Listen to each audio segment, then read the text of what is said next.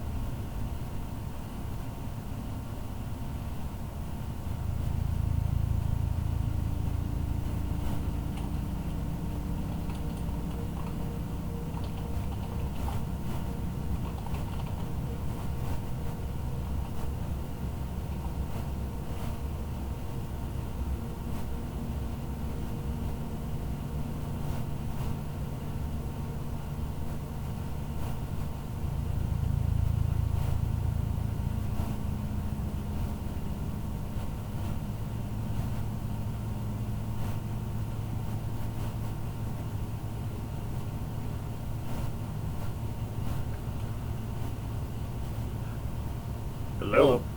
How's it going? All right. Good.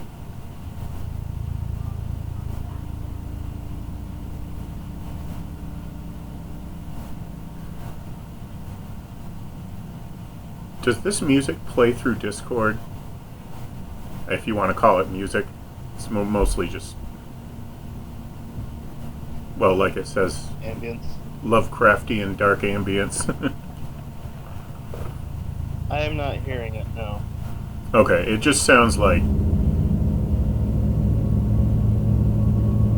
howling and bass thrums. So, I was just wondering if it came through. I wonder if I try.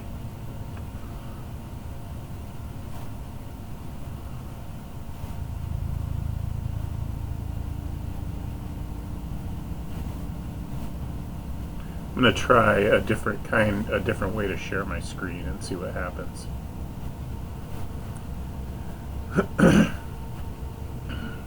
Infinity mirror activate.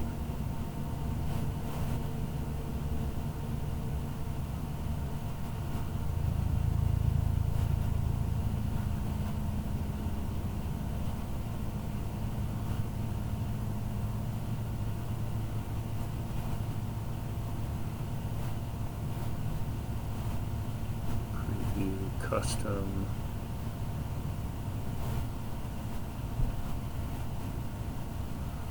Infinity mirror activate.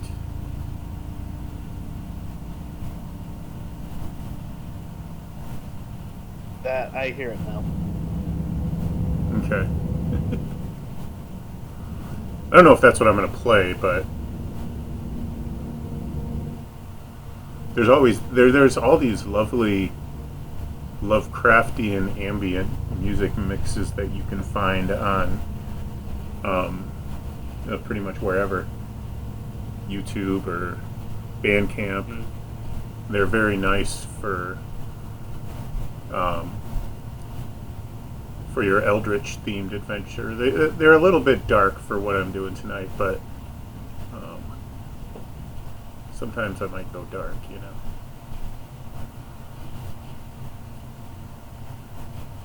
Let's see, I think.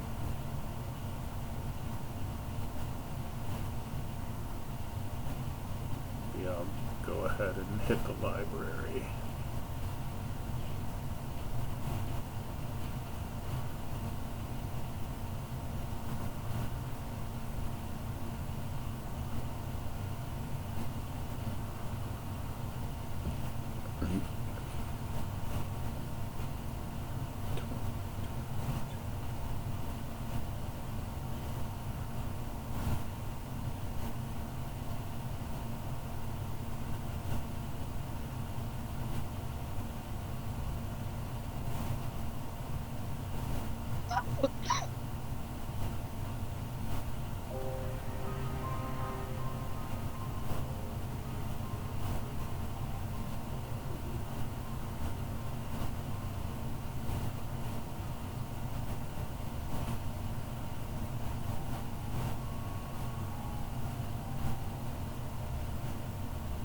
Hmm. I don't really know what I want yet, but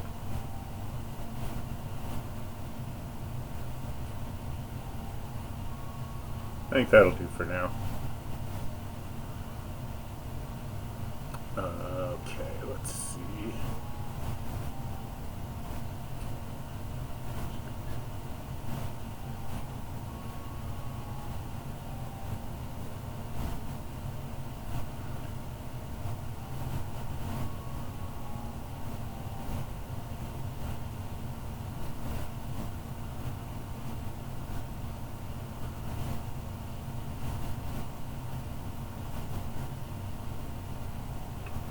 Okay, is it there?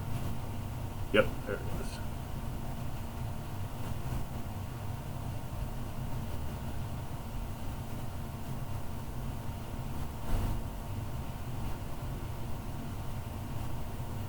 Hey, Casper. Hello, how are you guys? Hello, Pretty good. how's it going? I'm doing well, Just got up for work. Mm.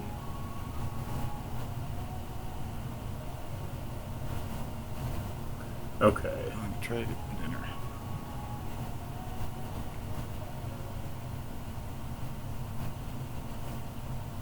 Oh, heck, there was another pool I was gonna. Yes, the. Okay.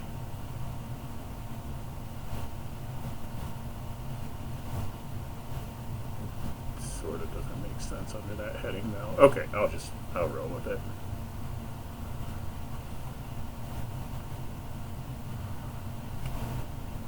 Infinity mirror activate.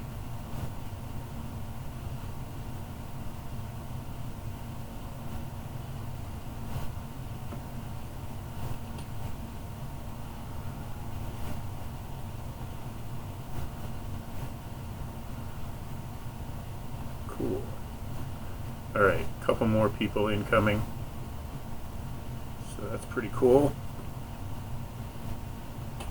Nice. I got a copy of the character sheet, beta, alpha, omega, I don't know. I don't think it's really even alpha yet. So Okay. I'll be back in a minute. no problem. You want me to start over on character creation? Well, sort of, yeah, I want you to play along with that, but I also don't mind if you continue to use your old character. Hopefully that's okay. Yeah, that's fine. You could also, you'll probably be helpful too, as others are doing this for the first time. If Hello. Welcome. Sorry. Hello. Welcome. How's everybody? Good. What are you guys going over right now? We are just kind of letting people filter in and getting the music going and trying to get a vibe going, and haven't covered anything of substance yet at all. So Awesome. I came in at the perfect time then. I just had to feed my cats and everything, so oh they're yeah, gonna be meowing. oh yeah. Mine might as well. I fed him this morning, but she might be able to see the bottom of her dish by now. I don't know. We'll see what happens. They always want more. Always. Ugh. I make fun of her, but they say whisker discomfort is a real thing, so I try to like shake it around or something. I don't know. It's true. It's like if the bowl is too small, then their whiskers hit the edges and they get real upset about that. But sometimes they gotta deal with it. Sorry, guys. Good. good, good. There should be at least one more coming. I was hoping for a quasi full house ish. Well, compared to what I've had going on in this channel for a while, anyway, it's a quasi full house. And Awesome. tonight is going to be interesting. I don't know what to expect really. We've done this with Rogue Baptist and one or two other players. We've gone through the character generation process here, and just I think really that was it. We just have been generating characters, and all this stuff is going to be interesting just to see where it goes.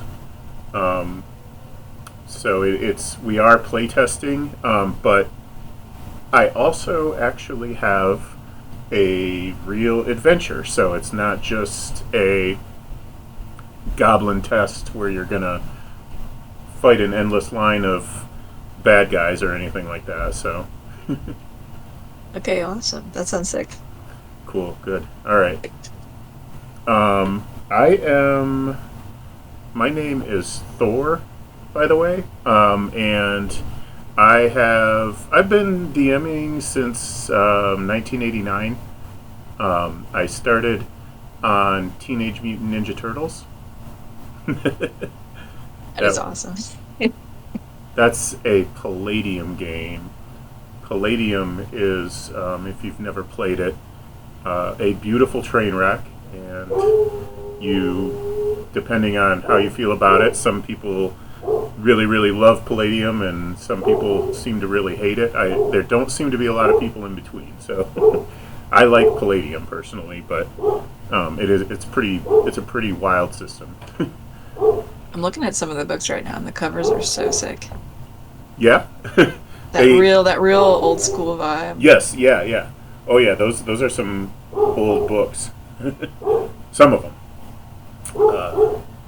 So they got.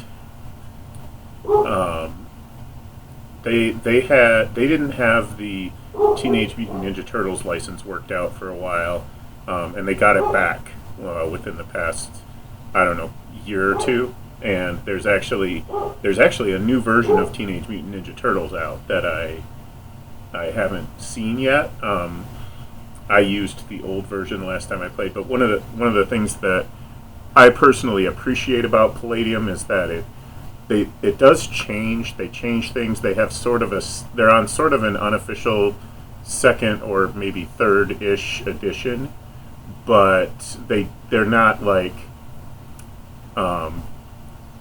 Games Workshop and WotC and a little bit Paizo, not as much, but I mean the types of things where it's like their business model is to keep making the same content in new editions. So a lot of people really appreciate that about Palladium, myself included. They got consistency. Yeah. That's one thing to go to boot. I've never checked it out, so I'm always interested to see other long-standing rule sets and such, so maybe I'll check it out. Are you basing this game on Palladium, or is it on more recent editions? There's a little tiny bit of Palladium DNA in there because that's where I started and it's sort of in my blood, but I think it probably is. It's pretty loose. I would say it's closer to D&D than Palladium. It's not really either, but I think if you can find your way around D&D, I think you should be able to find your way around Shattered World. And if not, if it proves to be too much, I'm gonna just dial it back some and try to start stripping some of the complexity out if there's too much of it. Okay, that sounds cool. So,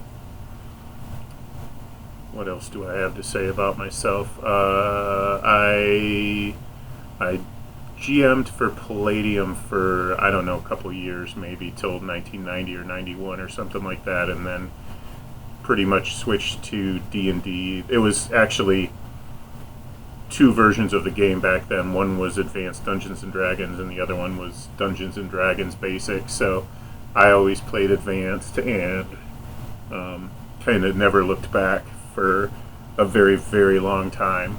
Only started playing Palladium again within the past couple of years here. So we actually ran a Heroes Unlimited game, which is Palladium's superhero game, and we ran a Teenage Mutant Ninja Turtles game a little while ago. But that was the first Palladium I had played in a long, long time. So Now that I think about it, I might have played a Palladium superhero game a while back, but they dialed back a lot of the rules and such and kind of mixed it with D&D.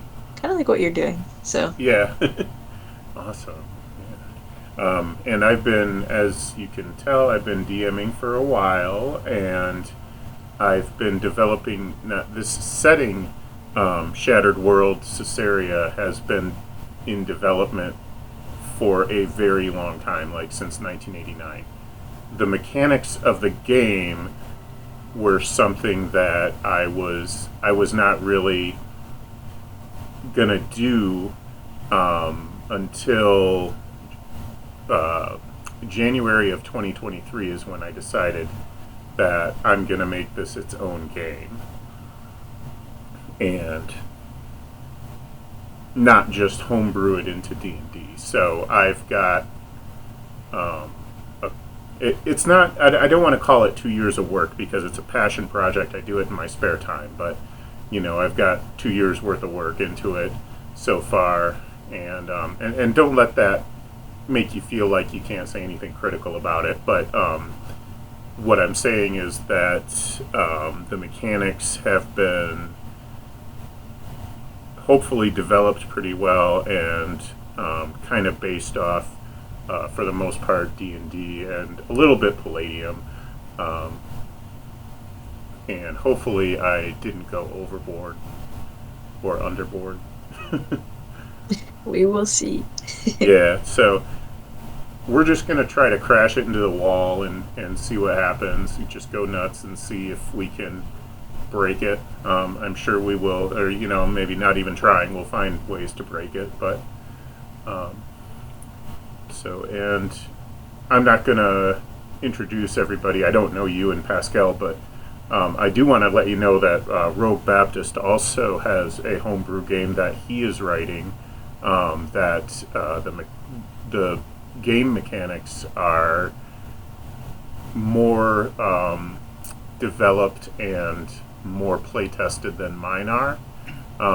He's further along in the process, and it's a pretty interesting, like, high lethality kind of everyman kind of a game. Like like the characters are more vulnerable, sort of. And I'm not going for superhero either, but I'm not trying to kill you. So it's a little bit more survivable, I think. But I think you probably won't want to get too attached to your characters anyway, because this might be subject to change depending on how everything goes. So Got it. Sounds good. Awesome. Okay. So I've been babbling on a lot. Now that we're all here, I think let's go ahead and introduce the new folks to to everybody. Well, I guess I go by Chase. You can call me Goose. Okay. Whatever you want. I've mostly played in shorter campaigns, rooted in 5e, lots of role-playing stuff. I'm pretty clumsy when it comes with to mechanics, so I think maybe I'm a good playtester to see how someone a little more, frankly, dumb will play this. But yeah, I'm excited to check it out. Cool.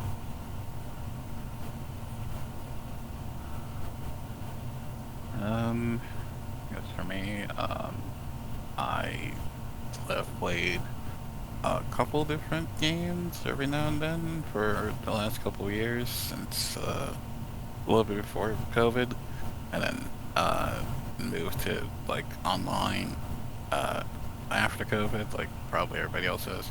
Um, but yeah, I tend to not be the one to break games, mostly because I'm still trying to learn and trying to go by, I guess, the rules or how I say this. I have some friends I've known to break games, and they've done it successfully while I'm just here to vibe. So let's just say.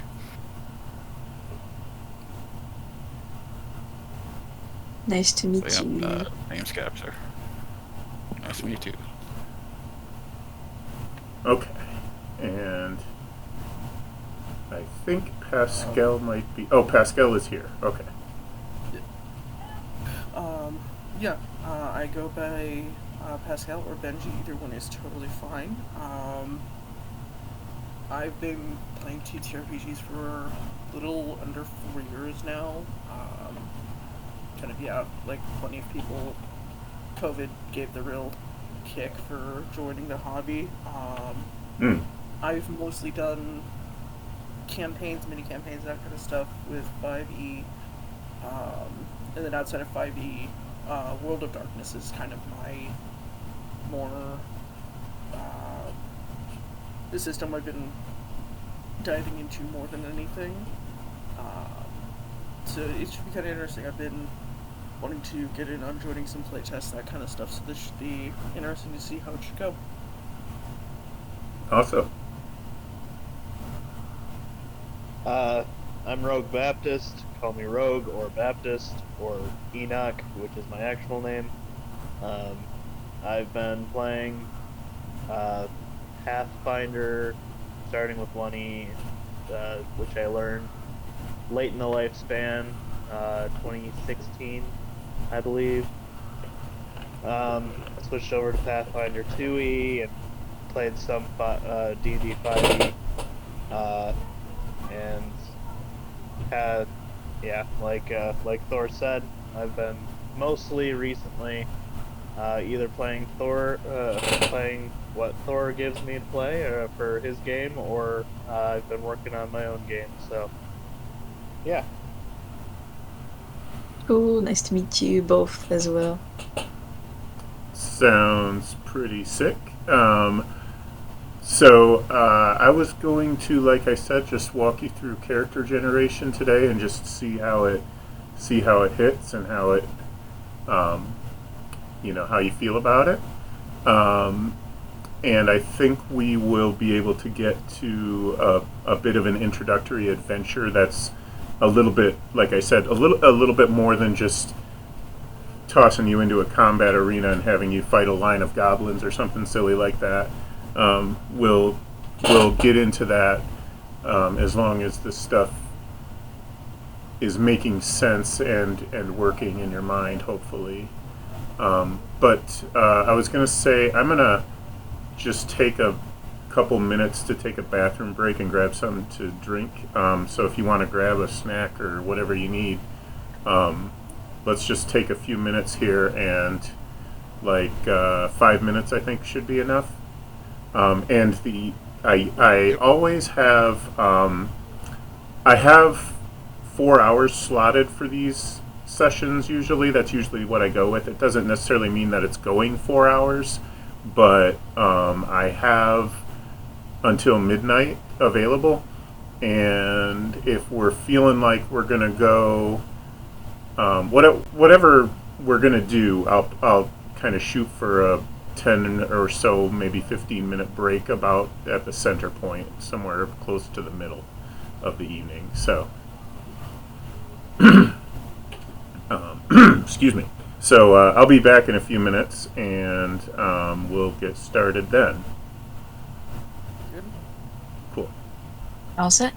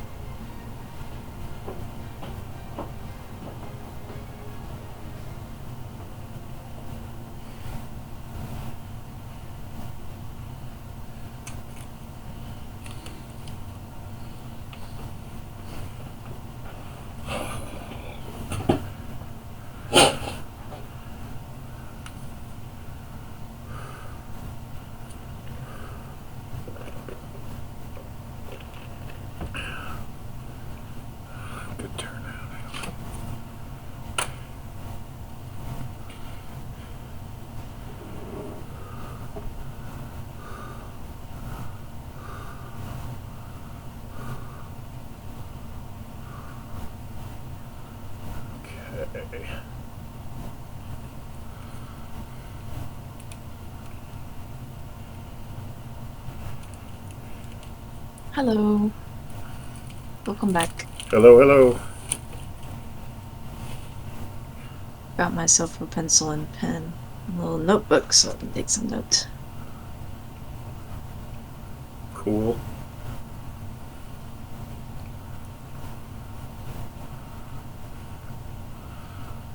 I got myself some string cheese. Ooh, it's so yummy. I love the pepper jack ones. I feel Mm. like a little mouse when I eat it. That's a new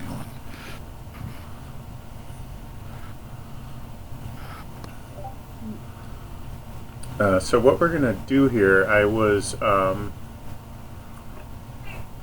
kind of like making player handouts last time I tried to do this. I'm not doing that this time because a couple reasons. One, I can't make them short enough to be reasonable. For some reason, I think it's better if I just guide you to the part that you need when we need it, and we can just take it a chunk at a time. And the other thing is that it's a lot of it is going to change anyway, so it's like kind of a pain in the ass to put together a player packet that I can't even use next session anyway. So um, so Heard that. I'm going to just give you the walkthrough, I think, on this particular one, and we'll see how that works.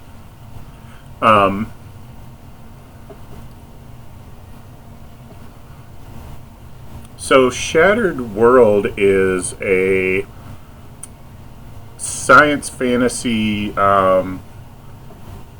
Dungeons and Dragons adjacent, kind of more like Dungeons and Spaceships. So it's a world that has been mined for a precious substance to the core. It was mined so hard that when the gods sent a punitive lightning blast for their hubris, which was intended to shatter the continents, oops, it shattered the whole planet. And as a result, it now exists in a cloud of shards and planetoids and floating islands that are in relatively the same oblong bean-shaped space, orbiting through space, and people are able to travel from one shard to another through various different means. There's quite a few methods of travel for that.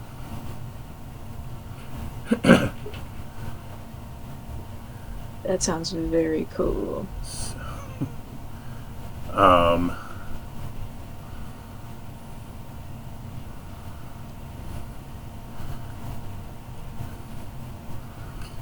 The god. Is there like a...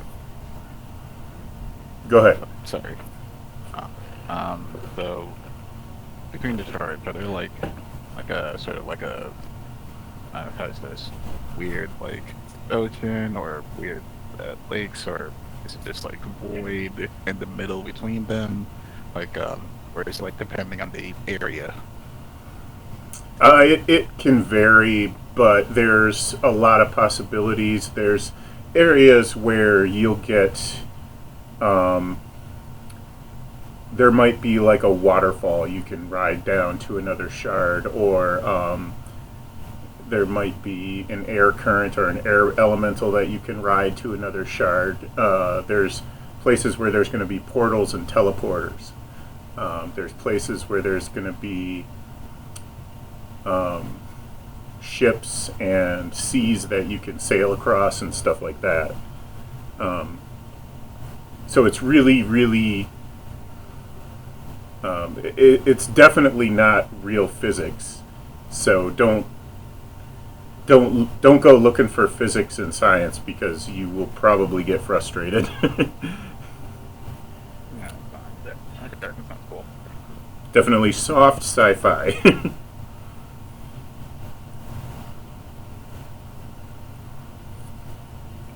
I'm guessing there would probably be like larger shards that have become kind of colonies or cities or something of the sort.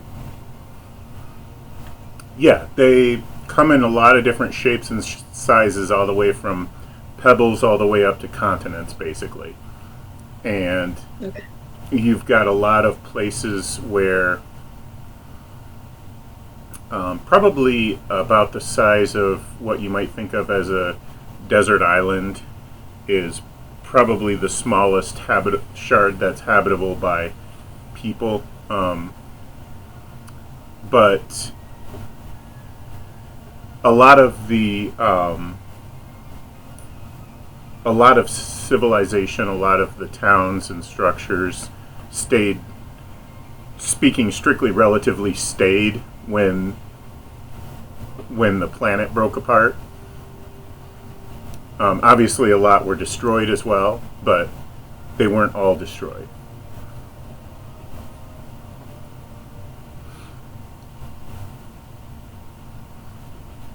So,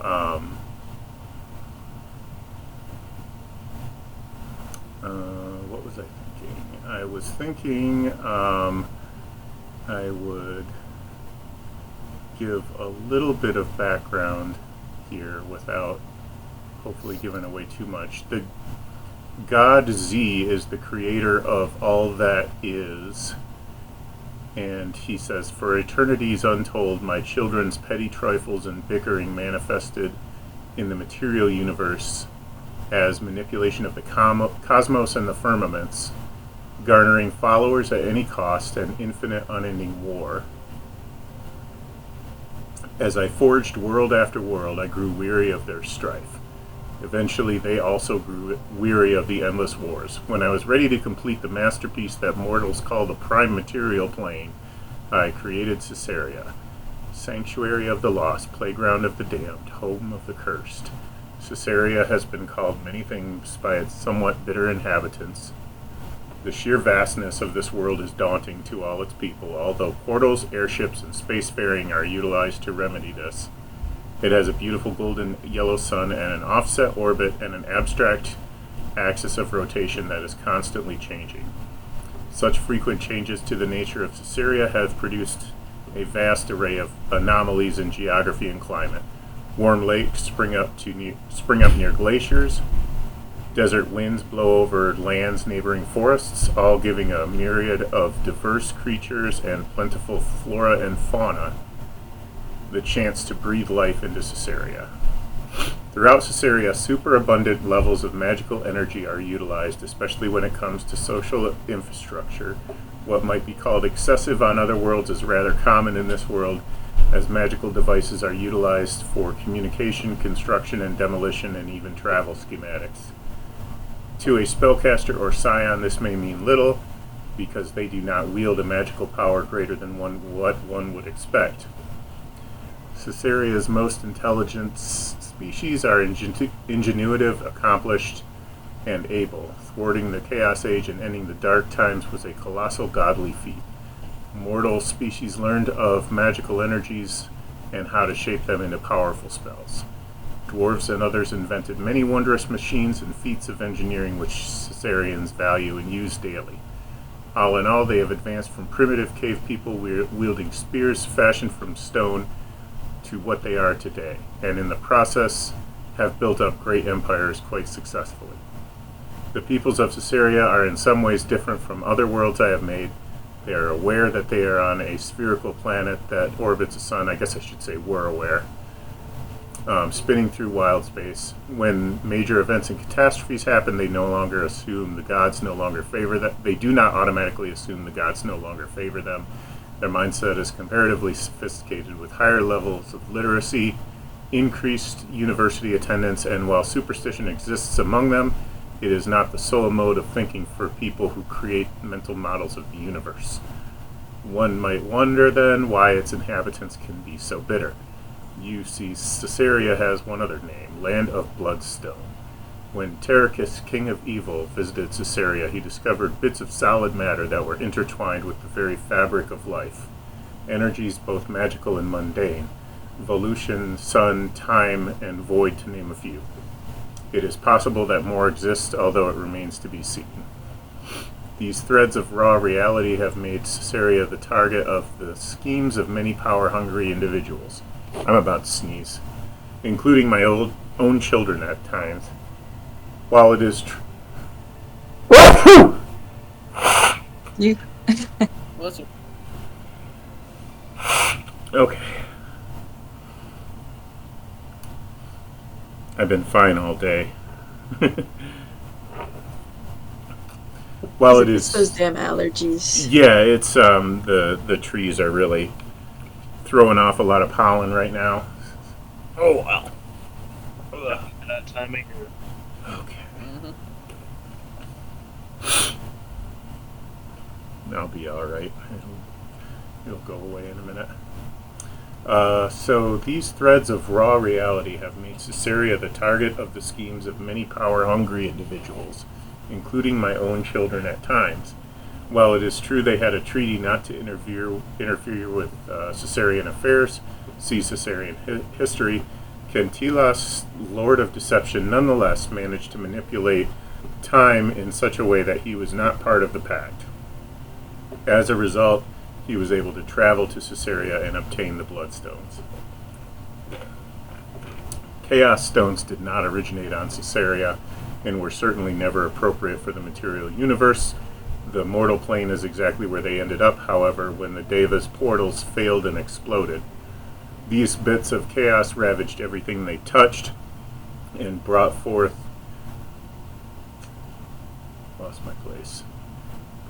creatures of chaos heralding the beginning of the dark times. Even though most of the Bloodstone has been teleported away or departed from Caesarea on its own accord, enough remains in the darkest corners of the world that the tingling rush of raw power can still be felt. The most powerful spellcasters can still be disintegrated upon practice of their craft. Don't worry about that. That doesn't mean you're going to die if you're a magic user. And if you stop all movement, hold your breath, listen carefully, the cackling of mad demons can still be heard. I, Z, the Lord of Creation, had intended this world to be my greatest triumph, a gem of perfection. This was the only task in which I have endeavored that I failed. And I am going to jump to character inception, and I'm going to get started on creating characters. So,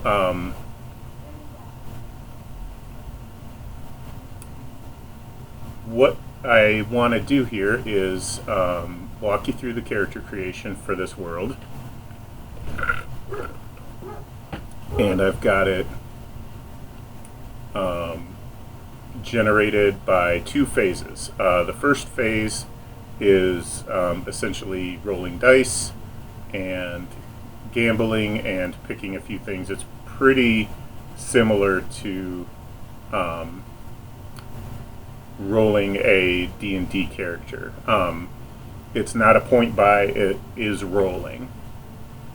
And the second part is a design and build training phase that it happens in universe at an adventurer's university, and together they kind of form a hybrid that is somewhere between rolling up a character and point buy. So you get a randomized starting point where you're sort of a kid, and you go from there to train up, the parts that, the attributes and so on that you need for your role and what you need for your character. Awesome. So I see this note here, the exploding on 4 is probability distribution. Is the exploding a bonus? Does the exploding what? What exactly does the exploding do for that case? Oh yeah, okay. So we have 6 abilities like D&D. They're different, but they're similar. You're going to roll 5d4 exploding on 4s, which is a that will usually result in a somewhere between 5 and 20. But if you roll a 4, you roll another one. So I'll show you what I mean. We do our dice rolls on our system too, by the way. So at least for now, I'm not worried about it. If we're doing this long term, we'll probably use a VTT. So okay, so here's what I was looking for. Okay, so when you explode on 4s, that means that if you get a 4, you can roll another dice. So, and if that one is a 4,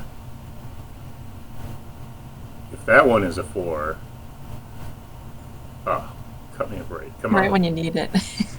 If that one is a 4, you can roll another dice, and you can keep going like that. Like if exploding just means if you get a 4, you roll another dice. It caps at Savage Worlds. Yeah. That's like Savage Worlds. Yeah. I've got I've got a 13 here with 2, 2, 2, 3, and 4. That 4 explodes, so I can throw another one, and I got another 4, so that's good. I can throw another one, and so that takes me up to 20. Awesome. And damn, I wish we did this in my other game. and this can hypothetically just keep going. I mean, it's not necessarily likely, but it is possible. Okay. This can result in. So I got 2 4s on this roll.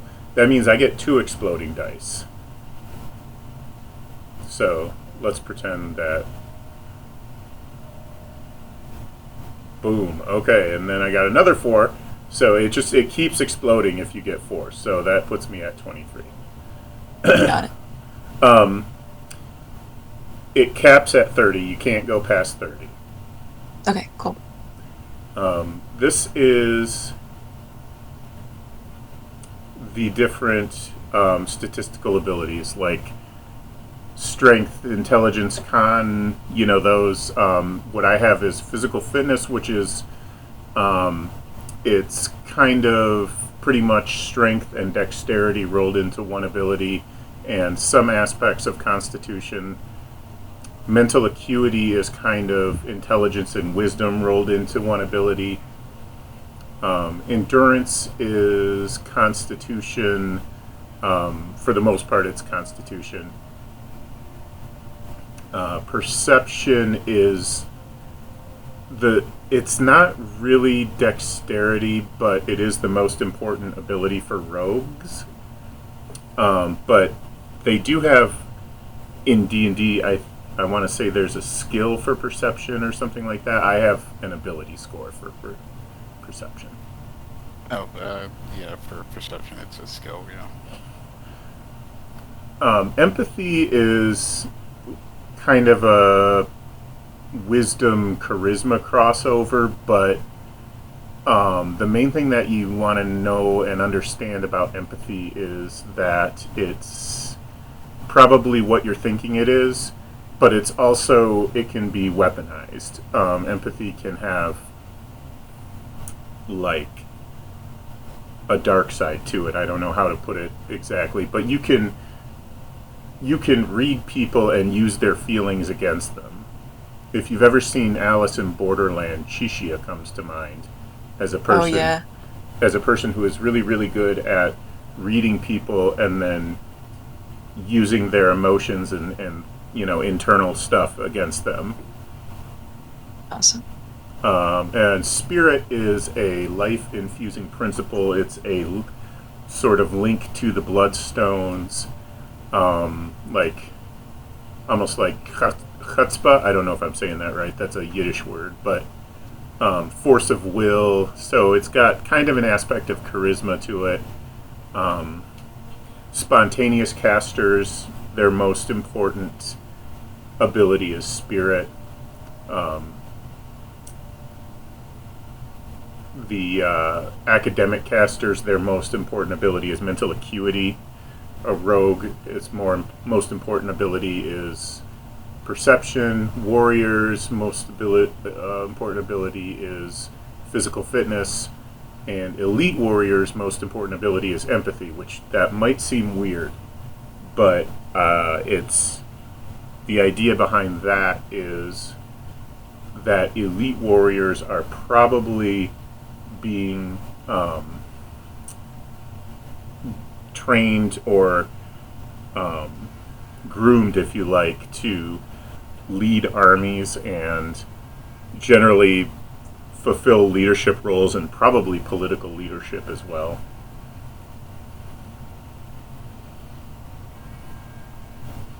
So if I go over to the character sheet and I'm going to go ahead and do my 5d4 now. So go ahead and do this. And you can take these numbers and you don't have to do them top down. You can put them wherever you want them. So I'm just gonna put a notepad to the side here so I can write down the numbers I get.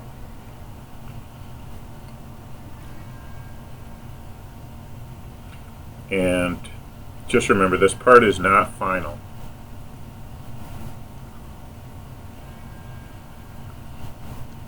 Oh, so I got 2 exploding 4s on that one. Oh, and that's as far as it went.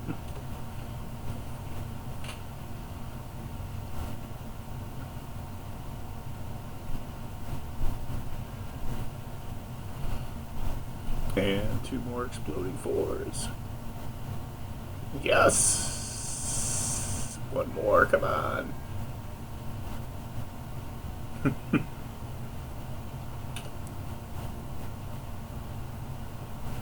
Oops. Let me get rid of... Oh, man. My rolls are like, I feel broken. I got like so many 4s. Good.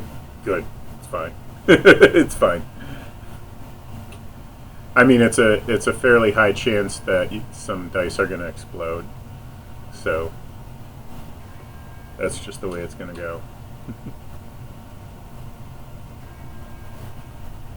And you can see in the character inception document, there's the kind of the statistics on it. So you can expect to have ones that are low probability, but the probabilities are higher numbers than you expect on first seeing the system. Oh, okay. Yeah, that's the curve right there for those of you who are into that sort of thing. So I did I was doing 3d6 as well, just to see what that looked like, and it didn't have quite the same hit that I really wanted. So I'm gonna try this. We're gonna stick with that and see how that works, but yeah, if you're getting something you don't like here, just try to remember this isn't final. What you're rolling up is your young character. You're rolling up the kid right now. Got it. And it's set in an academy at first, right? yeah, we're gonna start at an academy, like a university of adventurers. Okay, awesome. So let's see here. I'm going to put the link to the main species. I think for simplicity, I'm just going to keep it the main species. I'm not going to do the uncommon species on this round. In the chat for our Saturday Night Live channel, I put a link after the character sheet, and that's going to open up this document. This document is the main species. It's going to look a little bit different than what I have on my screen because you're going to get the web page version. So I'll show you what it looks like. Zoom in a little bit here. So the common species of Caesarea are the mostly standard. Actually, quicklings aren't really common. They're not in this document, so that's something I have to change. But human, elf, dwarf, void nomad, goblins, and orcs. And the crossbreeds are basically... So I didn't mention half-elves. What I did was I gave all of these species either they have the ability, they're compatible enough to crossbreed, or they're not. So there's... You can do half elves. They do exist, but you can do half anything that crossbreeds. So you can do half human, half elf, or you can do half elf, half dwarf, or and so on and so forth. These will use infravision, which is a similar trait to dark vision in the current version of the game. And I think there's a couple other versions of this as well. But this one is like, instead of night vision, it's actually more like infrared vision. It's more like heat vision. And you will see heat signatures. So most of your non-human races have playable non-human races have infravision. And the main thing that I want to point out other than that is feel free to choose anyone that you fancy, but watch the requirements and just make sure that you meet the requirements when you are assigning your abilities, so that if I want to be a dwarf, I have to make sure I've got an endurance of 12.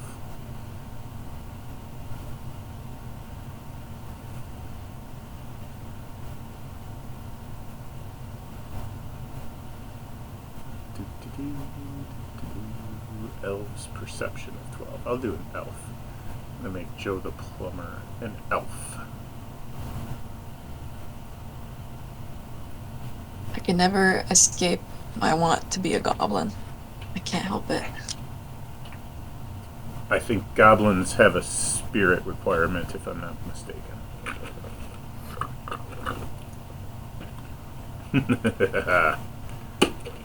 Goblins have an explosive requirement, actually, is what they have. Awesome.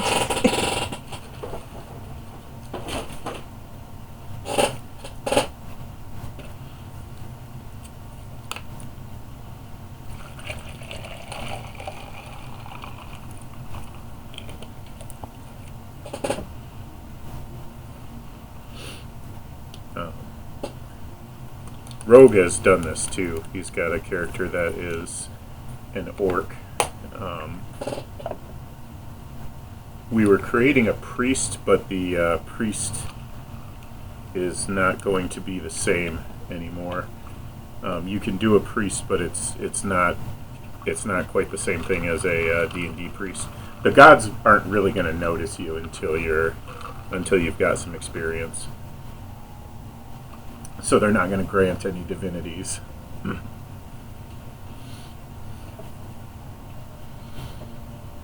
Okay, let's see. I'm making a brand new character right now. It's I just let the dice fall where they may, so I rolled everything in order. Looks like it's more of an elf distribution this time, so I'm gonna play into that. Oh, this drop down where it says halfling, that's actually void nomad. That's a mistake. So it's void nomad is almost just a halfling with a different coat of paint.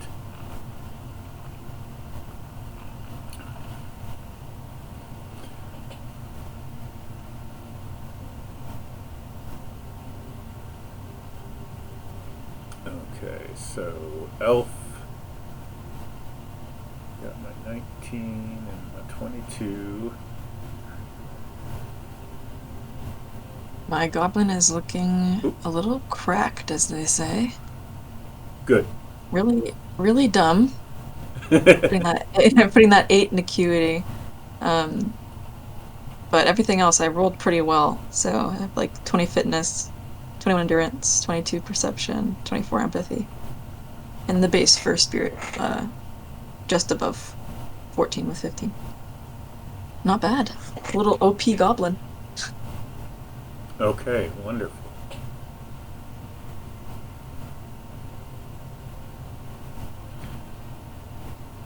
As you're doing these, each of these statistics are also a pool. They're a resource, and they will have a maximum, which this is going to change as we roll along here, but if you want to put that in, it's just basically it's the same number right now.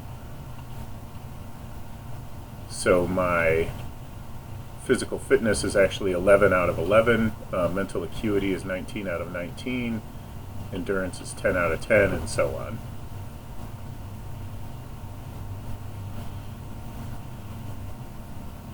So, and I can probably program this to populate automatically, but I haven't yet.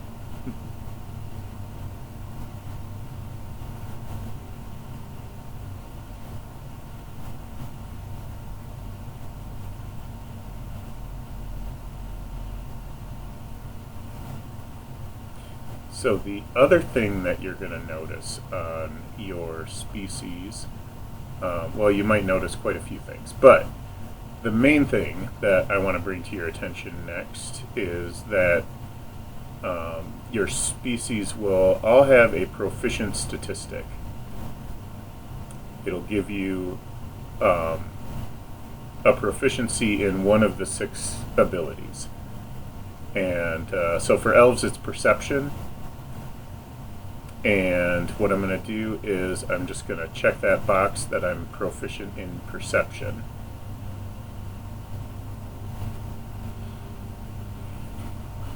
And the proficient ability becomes the modifier. So my base modifier for perception is plus 22.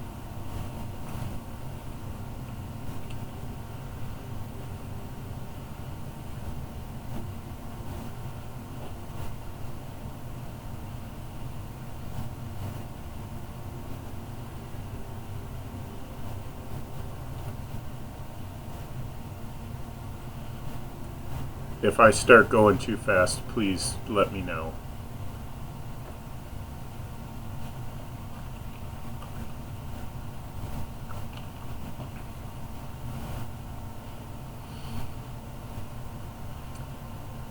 So, and you're probably figuring out there's statistical bonuses we can add into your ability scores, and you can go ahead and give yourself your starting hit points with your species right there.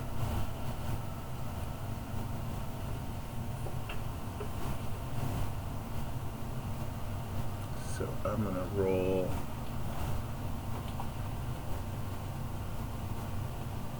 So that was mental acuity, perception. Oh, okay then. Do these bonus ones, they don't explode, do they? They do not.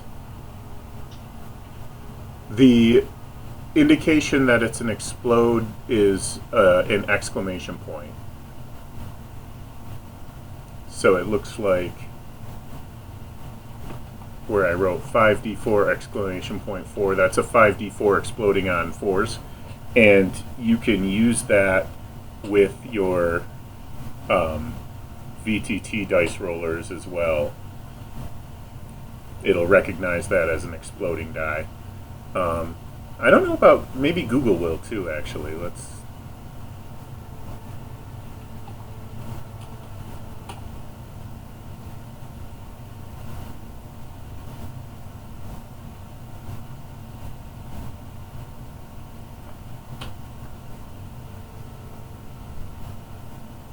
No, Google doesn't recognize it as exploding.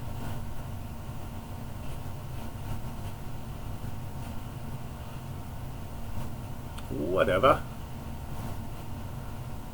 Okay, but I was going to add 6 to mental acuity, which is pretty hot sauce.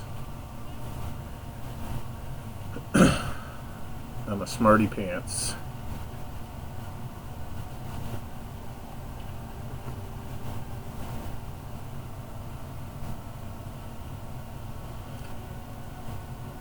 For your abilities that are not proficient, you will have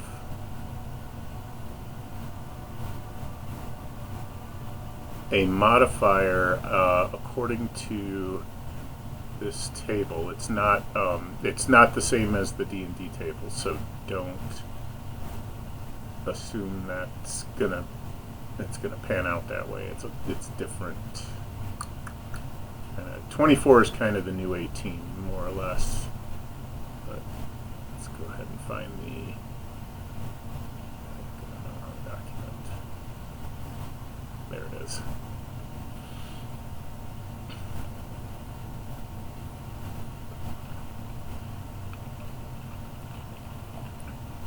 Holy moly. That's some good stuff.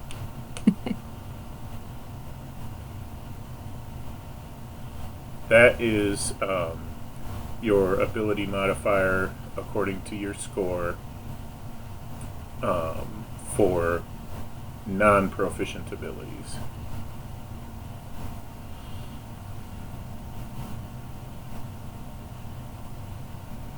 There's no minuses for low abilities.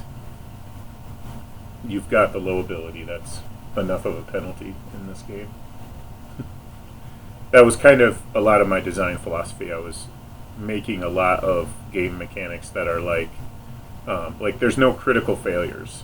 The failure is critical enough, I think. That's very forgiving. Thank you. Well, it sort of isn't. I sort of just pushed the dial over to the side a little bit more. So there's no critical failures, but the possibility of critical successes goes so wildly into the stratosphere that it's pretty much a critical failure if you miss, and it's still pretty much a miss if you hit lightly. So I mean, I think it's the same range kind of, but I just moved the dial over so that it hopefully feels better. Gives you better feels. And then proficiency is it +2? Proficient abilities are you don't get a plus from the proficient ability. Okay.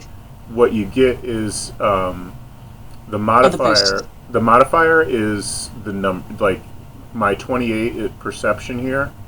The modifier is 28. So if I'm doing a perception roll, it's plus 28. That's insane. I was just realizing that's crazy. Cool. So, and then you're going to get a second one when you pick your field roll. Field roll is approximately class, but it's more like a template. It's more skeletal, and you kind of build and design it as you go along. Cool. If it all works right.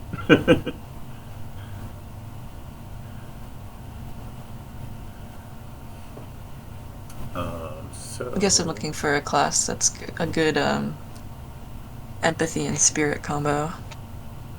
Okay.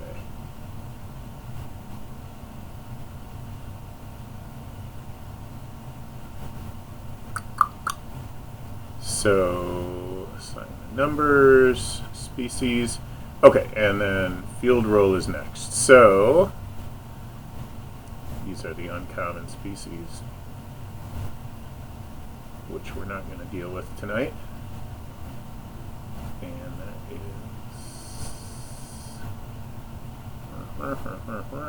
That's Pantheon. Where'd the field rolls go?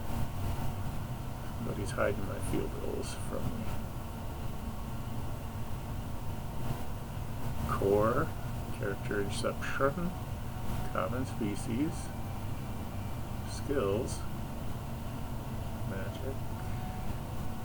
Pantheon. Combat.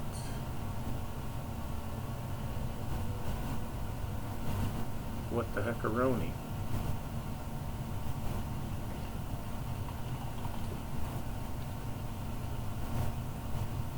Do it this way.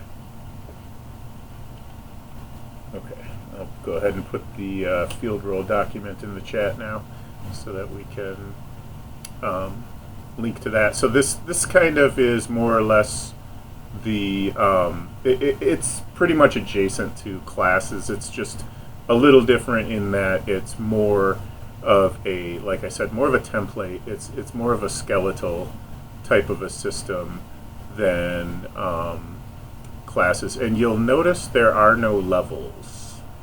And the levels are, I'll explain that later. There's an increase in experience and power over time like you would expect. It's just different than levels, that's all. So let me put my default styles on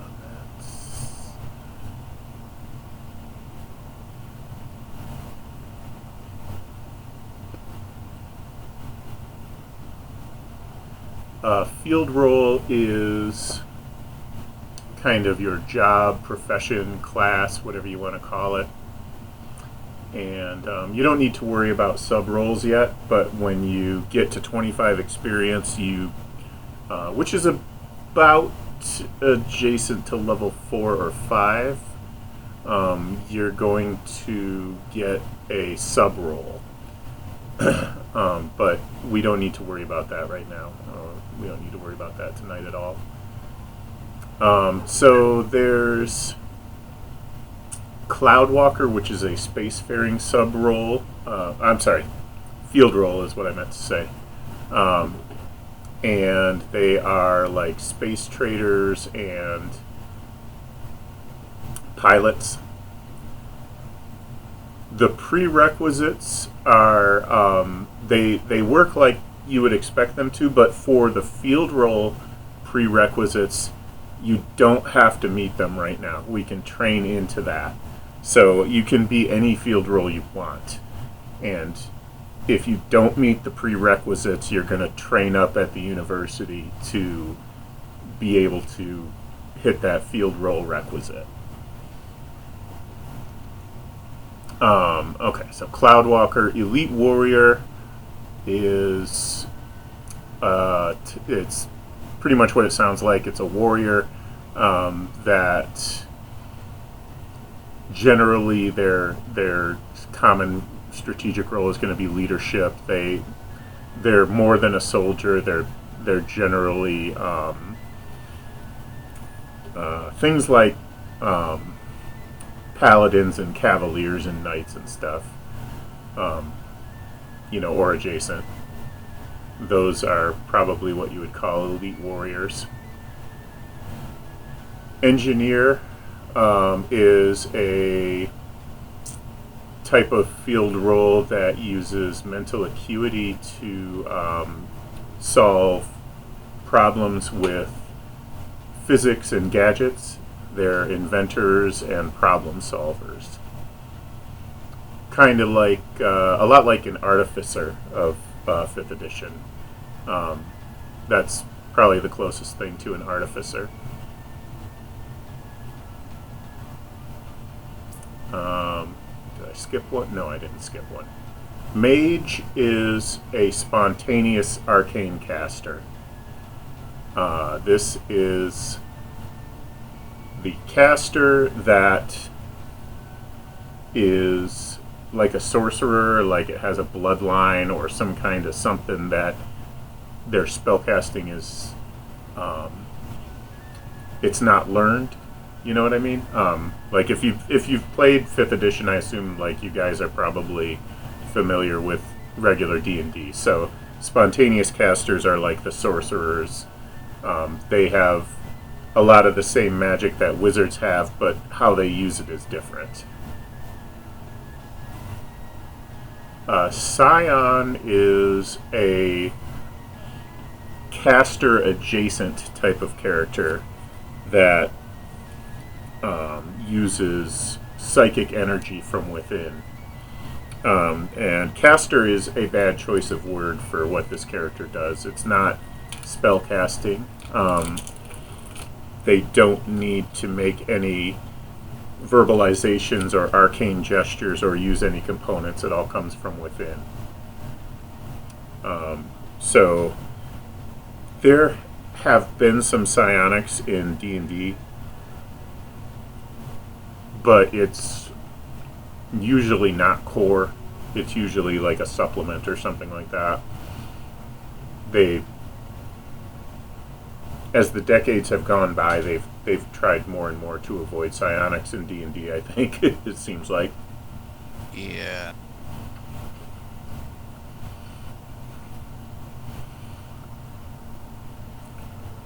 Rogue, you know him, you love him. We all know who the rogue is.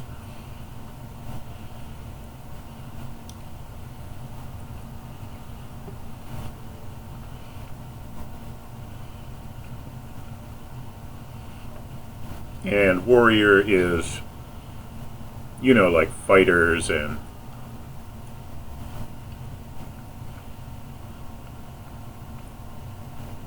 all that good stuff.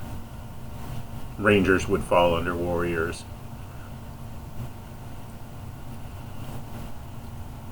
And wizards are very similar to a mage. They're both users of arcane magic, but again, the difference is that a wizard's casting is academic, and the mage's casting is spontaneous.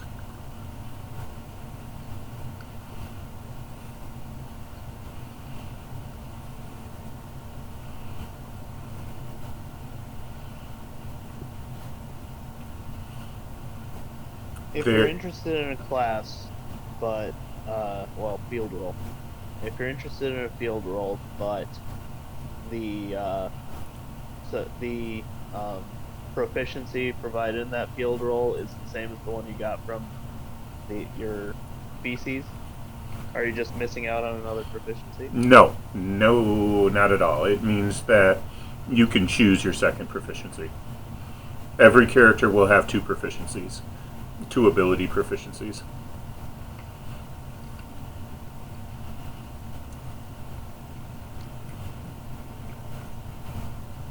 So my field roll here, I don't know if I even put a spot for it, but whatever. We'll just kind of improvise here. Oh, and I should have 6 hit points from being an elf. So, excuse me.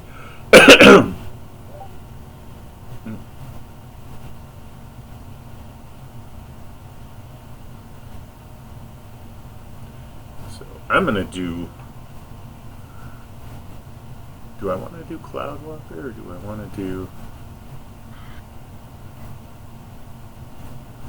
I was going to say Rogue. I think I want to do Cloudwalker since that one's new to me and I'm trying to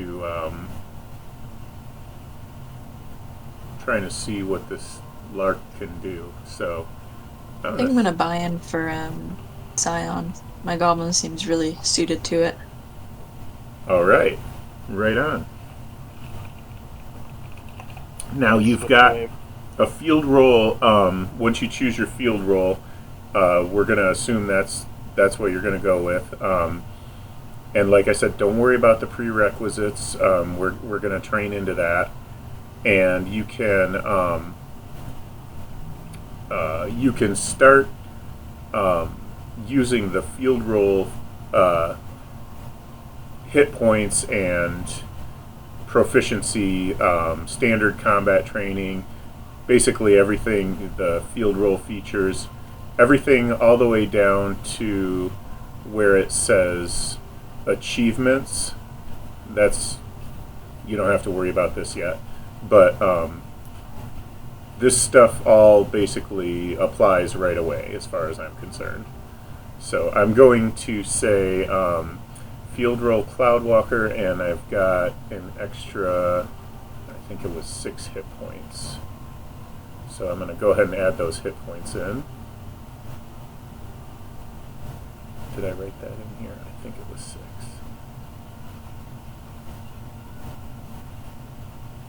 Yeah, there it is. Jeez. Okay.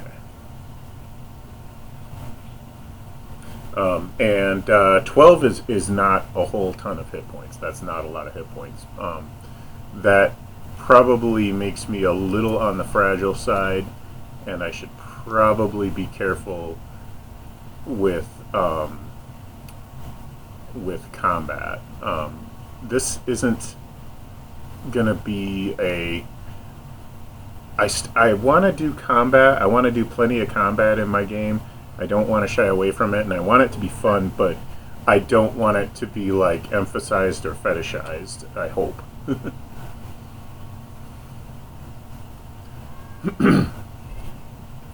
So I'm going to find my proficiency. It's perception, and I'm already proficient in perception. So I'm going to make mental acuity my second proficiency. So a lot of times, you know, if you are lucky enough that you get to choose, then you'll find a good match. Like, you know, mental acuity goes along really well with rogues and pilots, you know, Han Solo types. My poor little goblin is so fragile with a little 10 hit points. That's not good. Uh-oh. Full 28 in empathy. I'm just like, yeah, immediately dove for Elite Warrior.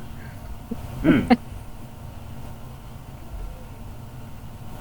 I'm doing psionic, but I have a fucking 30 in empathy. They go together pretty well. Okay. Spirit and empathy go together well, and I'm trying to design in synergies for, like, if any given pair of proficiencies that you end up with will have a few synergies. If it doesn't, I'll write it into the game. But I'm trying to design it so that there's something, you know, like if you end up with empathy and spirit, then, you know, your psionics can, I don't know, you know, if you're going after somebody's emotional core, then it's just gonna work better. So. Cool.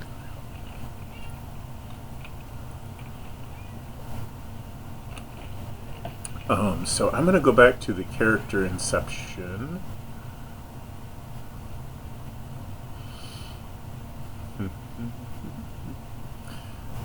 So physical fitness, mental acuity, endurance, empathy, and the other statistical ability that is important that we can define right now is armor rating, which is, you know, pretty much armor class as it stands right now. There's probably, the only reason I renamed it is just so that mentally you're prepared for it to be a different number. That's all. So, but it's basically the same thing as an armor class. If you are a goblin, then you are small, and you get a +1 to your armor class, so that's 16. Woohoo! I've got an elf. I'm not sure who else I've got, but I've got an elf who is medium, and that's going to be just +0. That's going to be 15. Other mediums are going to include the humans and the orcs, and then the small creatures are going to be dwarf and voidfarers. Cloud, what are they called again? I don't know if anybody chose one, but the halflings basically. And then orcs actually grow with experience. Orcs get bigger. They will eventually push into the next size class and become large creatures. So they actually get bigger. Okay,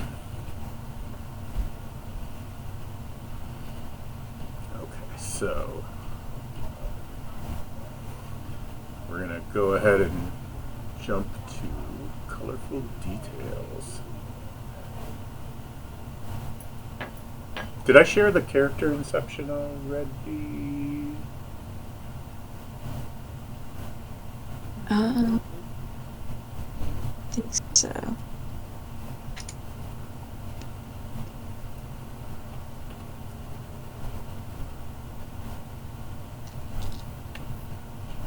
I shared species and field rules. I didn't actually share this one. Okay.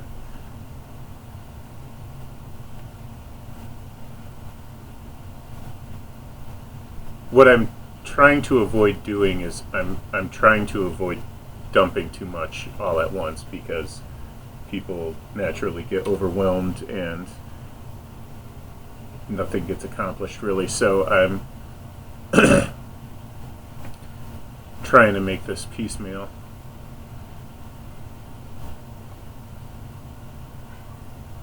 So let's keep going down. I'm going down past the ability scores down to colorful details. So this part is where we start kind of creating some role-playing details about your character. So this is something that is completely up to you how you want to do this. I put the tables in there to make it simple, and what I'm hoping for is that we can use this as a role-playing opportunity, and for the most part these don't really have a mechanical effect. It will tell you when they do, but you don't have to use them if you don't want to, and however you want to handle this is fine. But I'm going to just go ahead and start with skin color here, and I'm going to roll 1d100. I don't look like a 1d100. I'll give this a try. 95. Okay. So I've got a dark-skinned elf.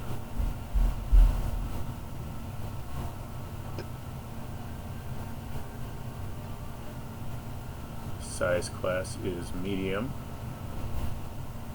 If you're a goblin, you can change that to S, but it doesn't really do anything. It's just there, FYI. But and then it just kind of goes down the line here. So there's an exotic table as well if you want to try an exotic skin color for something more unusual. And then so these are all sort of fairly permanent except for orcs, which are an orc skin color always fades to white with experience as it gets older and has more battles. It will move slowly towards albino, so it's eventually going to become white. So a big white orc is something to be worried about, because that is an experienced fighter.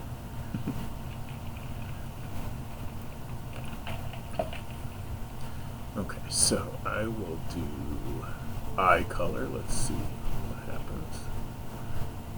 11. So amber eyes. I'm going to move this over so I don't have to go miles away. And this just kind of goes pretty much right down the line here. Hair color. 88. Sandy blonde.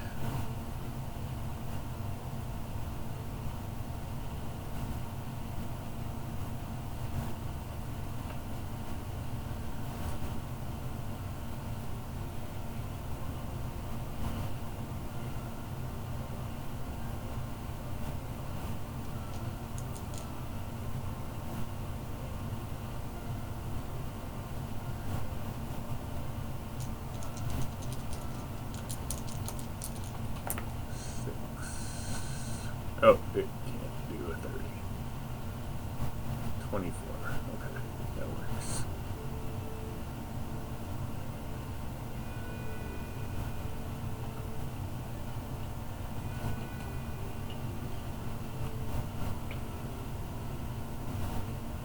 I'm not sure yet what to do with. I've got an entire calendar, but I'm not sure if it really works anymore, because the shattering of the planet is a retcon, even though it happened thousands of years ago in the lore. It's something that I wrote in 2 years ago. Well, even less than that, really, but excuse me.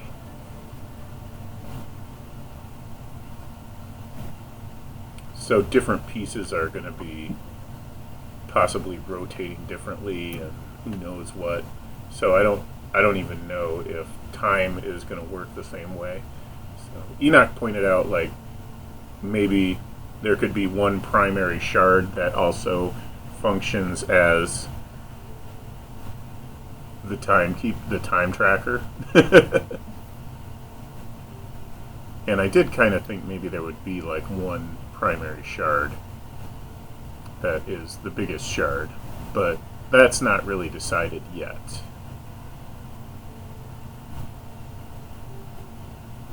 There we go, that's what I was looking for. So we're almost 4,000 years past this now, but this is a calendar from the previous campaign.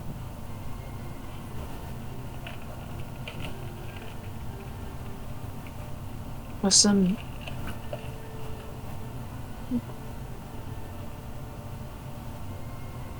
Would you say the goblins of your world worship any specific kind of deity? Goblins are probably a little more atheist. That would make sense. More commitment to the tribe. But from, it's for PCs, it's always up to the player, always. But the goblins as a whole are usually kind of more about the tribe, more not as much about a particular deity. Got it.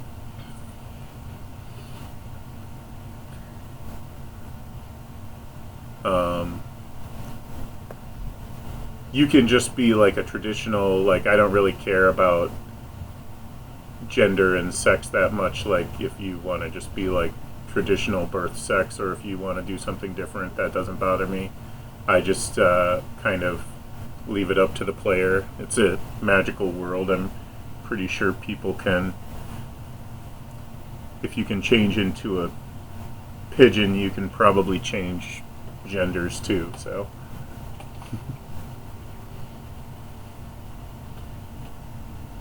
I would think.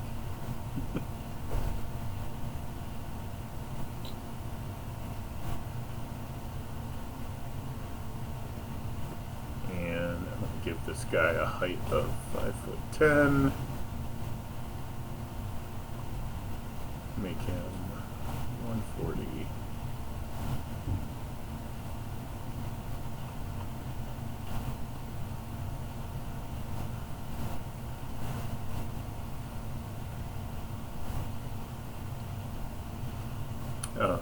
And there is a social class table that it'll warn you to stop there if you're going to roll on the social class table.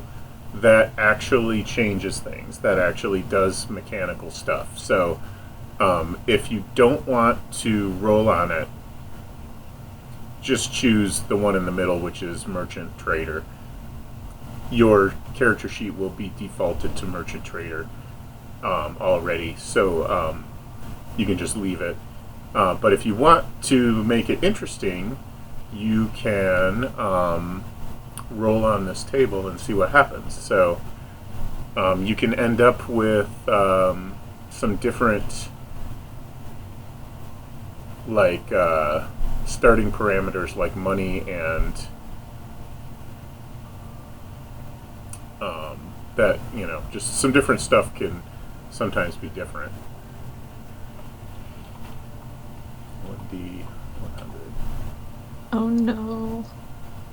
I think I got a slave. 61. I rolled merchant class, so I'm just average. You're a slave? Oh no, I'm indentured. Moving up in the world. Okay.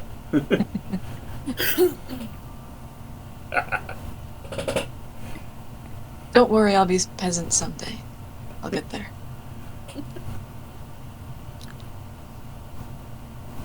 So, social class is merchant trader for me. So I just rolled.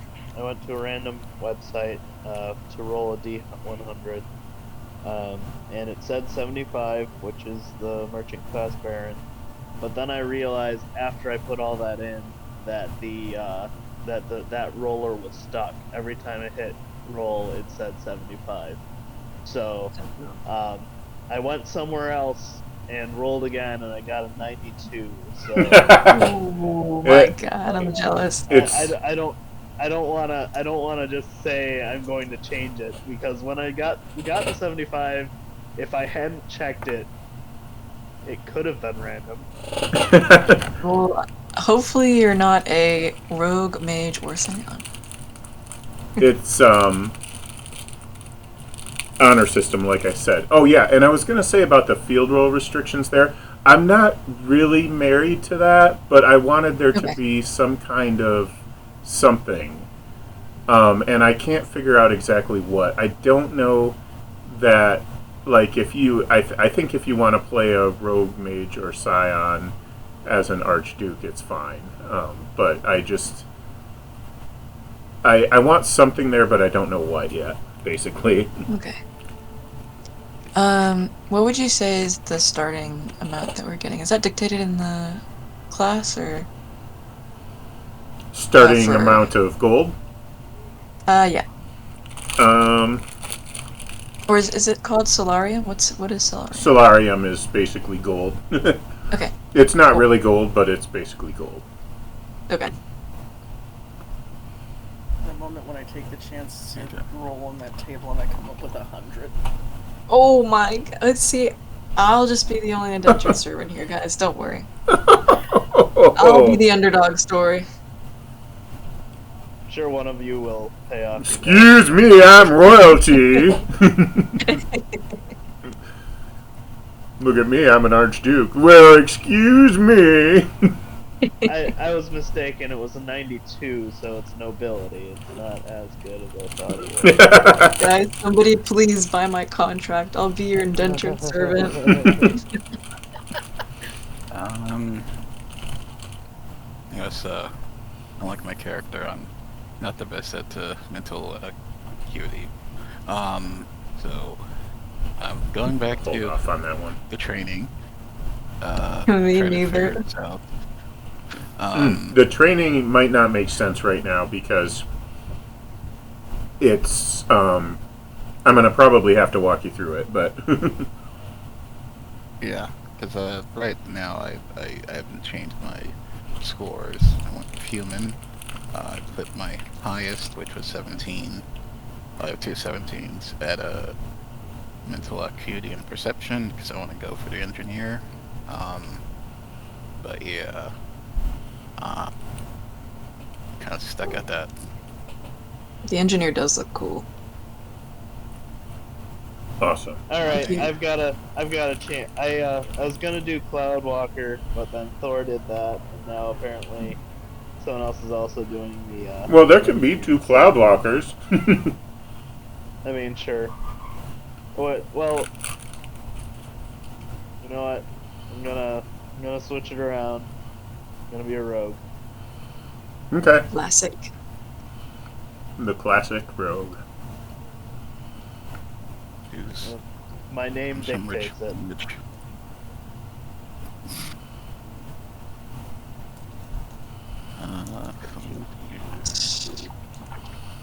Go back to human. Cloudwalker. Okay, let's have Cloudwalker start with 2d6 times 10, but they might owe Jabba the Hutt, so they could be in trouble.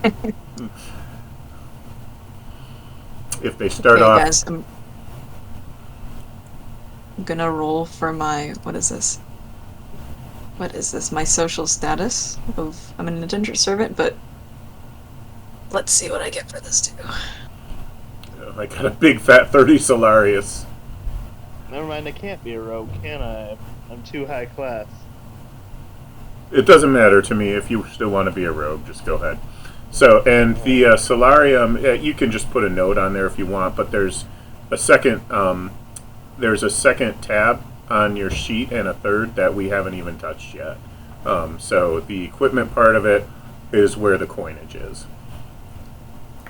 I think I'm paying for my high rolls. Not only am I an indentured servant, but I'm homeless. What the hell?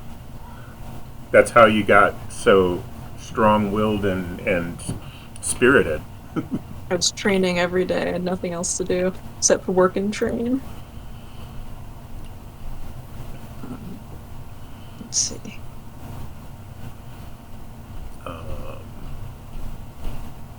The achievements and buy-ins I haven't really said much about yet. So achievements are essentially experience, and I really wanted to, like, I don't know if this has gotten out of hand, but maybe it has, maybe it hasn't, I don't know. But I really wanted to have non-combat rewards emphasized, and role-playing rewards be emphasized. And I'm not trying to eliminate combat. I still want combat to be in the game, and I still want it to be fun like D&D combat. I just don't want it to be like that means everything, you know. Yeah. A good balance. Mm-hmm. I hope. So the achievements are basically experience, and then the buy-ins are basically how you advance. There's not levels, but you gain these powers by your experience is essentially going to be a currency. And so what I'm looking at here, like when I get 4 experience, I can buy network of contacts, and I get those particular, if that's the one I want, I get those particular effects and stuff. Gotcha.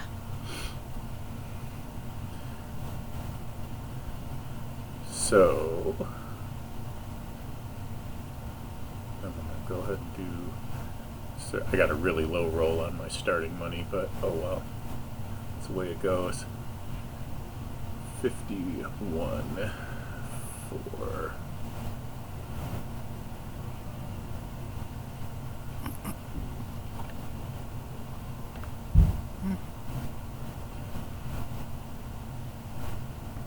These are the starting SO amounts if you want them.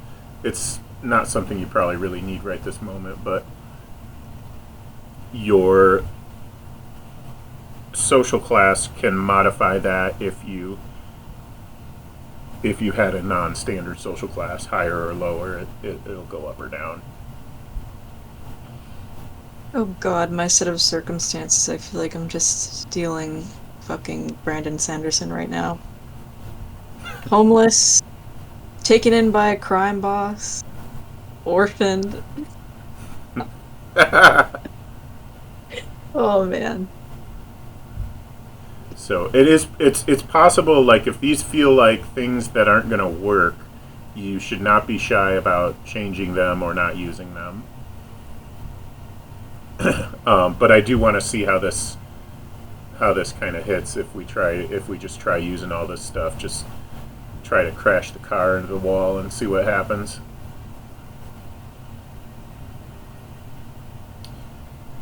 Okay. 44 birth circumstances. Typical birth circumstances. I'm not going to roll my siblings. I'm just going to say firstborn out of 4. Typical birth circumstances. Typical meaning that your parents were married.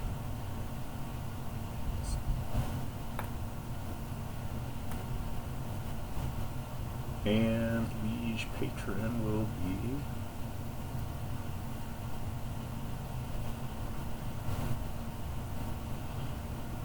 So, and if you don't want a boss, don't roll on that table, because that's your boss. So, I got none anyway. So I got no boss. No boss, lucky. Well, a patron also pays you though too, or at least gives that's true. you somewhere to live.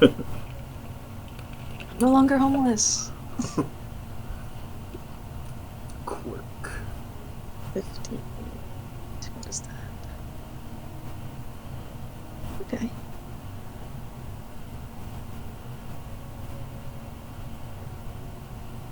And my quirk is a poor sense of taste.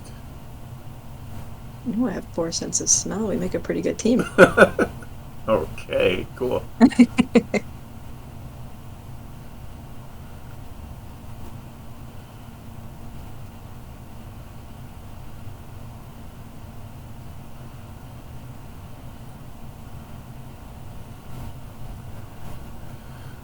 Loves. Oh, I rolled 100 on what I love. Not on the... Okay.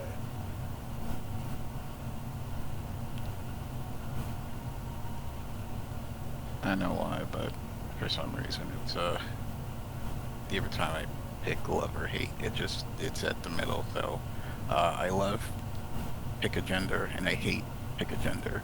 So that's where that works. Be very careful of what you choose. That could be rough. I guess in this game there's like a gabillion. No, for some reason it says would die for significant other, so I don't know how that works. The last time I rolled a character on these, he rolled one thing for loves and one thing for hates, and both of them were art. And He's a snob. yeah, that actually makes sense somehow.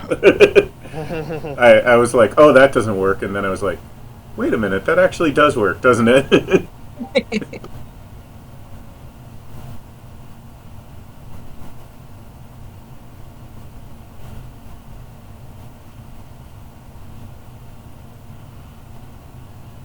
My elf lives for treasure.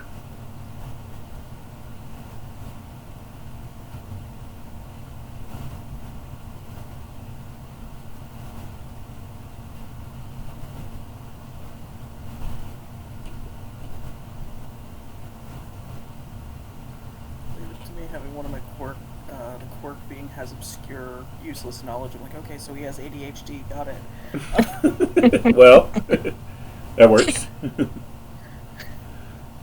That will do it. So my there's some weird synergy happening that I'm not sure how it's gonna shake out, how it might shake out story wise. But my character is a noble who is a rogue. Is being watched by spies as social status, and now I've just learned that his patron is a thief. Okay. Oh man, Lovely. some deals going on. Something. Yeah. There is something going on there. So now alignment is a topic that I have been agonizing about since I started working on this stupid thing 2 years ago, and I just cannot figure out what I want to do with alignment. And I've got right now, if you're wondering why the font changes sometimes, it's because those things are probably going to change. But this is one of those things. The alignment is, right now, it's just the exact same as D&D alignment. So for now, I'm just doing that. I'm sure everybody's familiar with it. It's probably something that you should try to be vaguely compatible. I don't really care that much, but I do generally want you to be a team, good, evil, or neutral. It's still going to take teamwork to make the dream work. So So do what you want, but you gotta. If my character would, if it's going to be my character would steal from the party and kill everybody, then you need a different character. I'm thinking my goblin guy, he's gonna start out maybe a little lawful evil, but like the type of evil where like they're working towards someone, they have their reasons and they're willing to work with other people to make it happen. Cool. For him, that's gonna be getting out of poverty. Well, you know what? That makes sense. I rolled the quirk has an imaginary pet, Okay. which I am interpreting as this pet exists solely to be an excuse to leave places. Cool. because my character has 8 empathy, and it's just like, well, I'm not into people, so I have this like constant pet that I'm always talking about, but never shows up. I'm just using it as an excuse. Sorry, I have to feed my dog. We're in the middle of the desert. Yeah, I gotta go feed my dog. I'll be back later. Oh, I'd love to go to the after party, but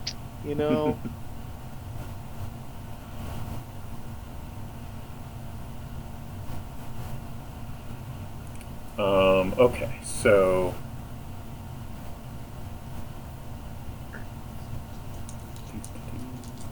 the deities are, you can go ahead and look at them and choose one, or roll a random one if you like.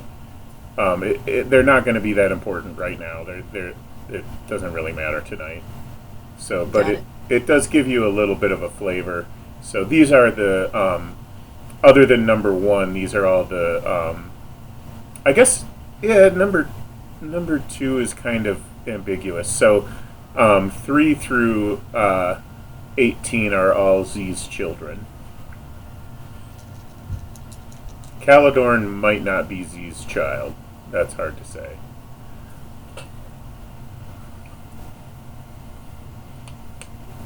And there have been, if you were really paying attention and looking for the extra credit, I was talking about some gods at the beginning of our gossip this evening that are not on this list, and that's because they are dead.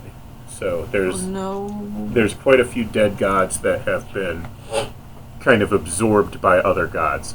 Quintilis, the god of deception, and Terracus, the god of evil, have both been absorbed partially by, mostly by despair, and maybe a little bit by Coalax.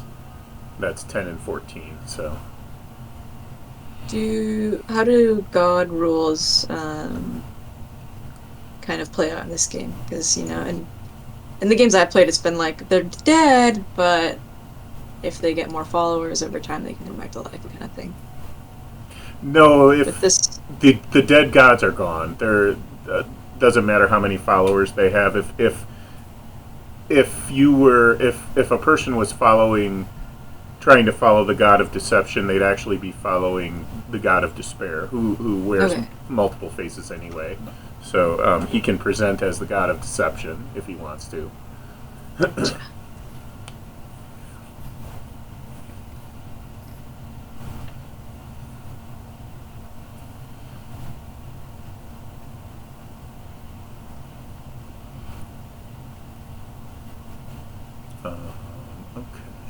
I got Grell Kilbor. Oh, wow. Savagery Beasts. Whoa.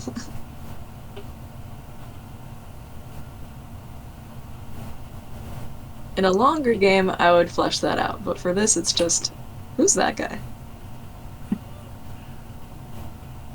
It's kind of an animal god, more or less. Oh, cool. Since we're starting out pretty young, I'm gonna have him not be super aware of that stuff yet. These gods are not really very interested in anybody's character yet anyway. They haven't done anything interesting or noteworthy, so the gods. You can worship them if you want to, but they're not really like going to grant any divinities or anything of that nature. Gotcha.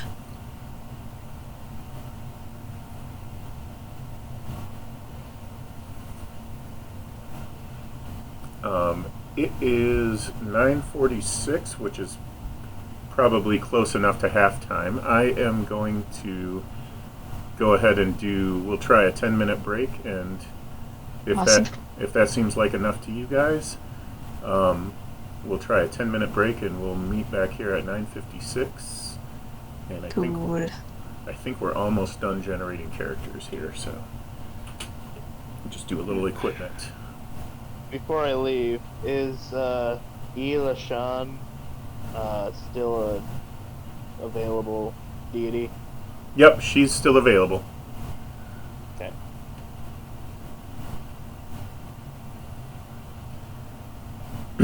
Cool. All right. I will be back in a bit.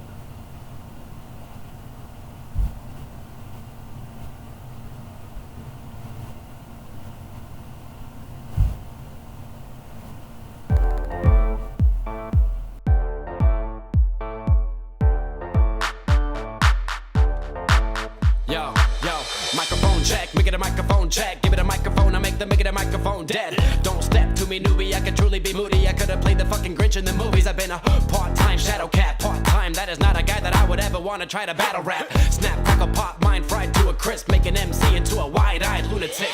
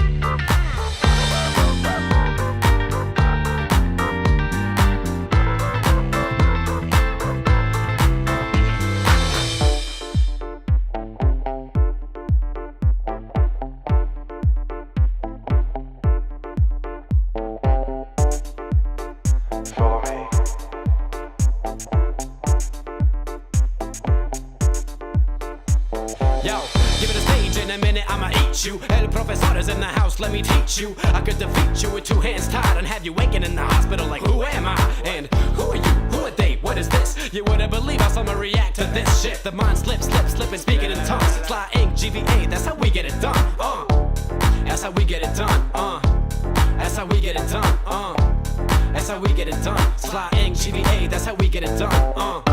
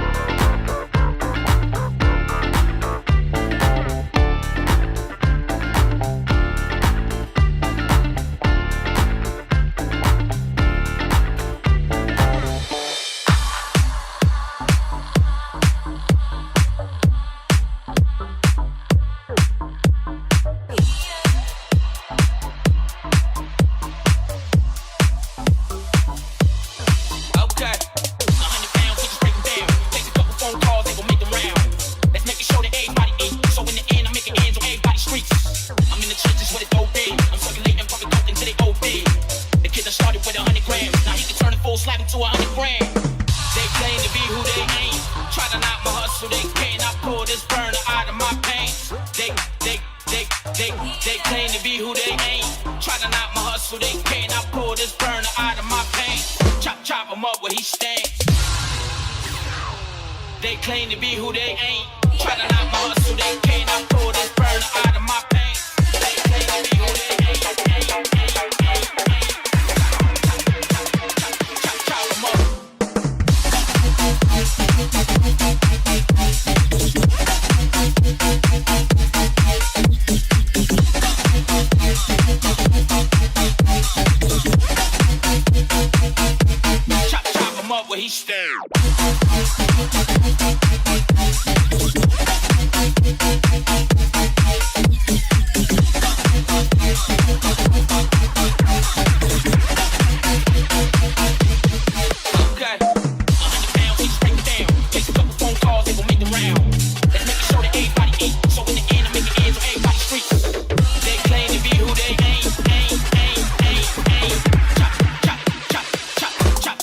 Switch it up.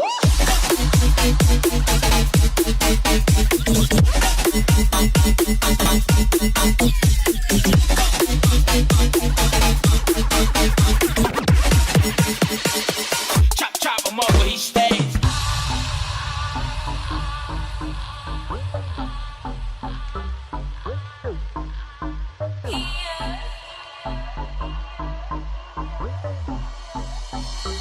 Okay. 100 pounds, we just break them down. Take a couple phone calls, they gon' make them round. Let's make it show that everybody eat. So in the end, I'm making ends on everybody's street. Switch. I'm in the trenches with a dope thing. I'm circulating pumping coke until they OD. The kid that started with 100 grams. Now he can turn a full slab into 100 grand. They claim to be who they ain't. Try to knock my hustle, they can't. I pull this burner out of my pants. They claim to be who they ain't. Chop 'em up.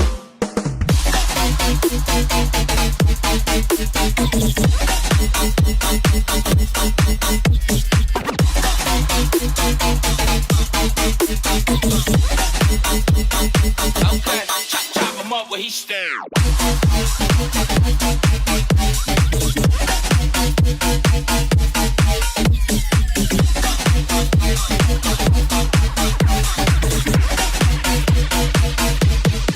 Okay.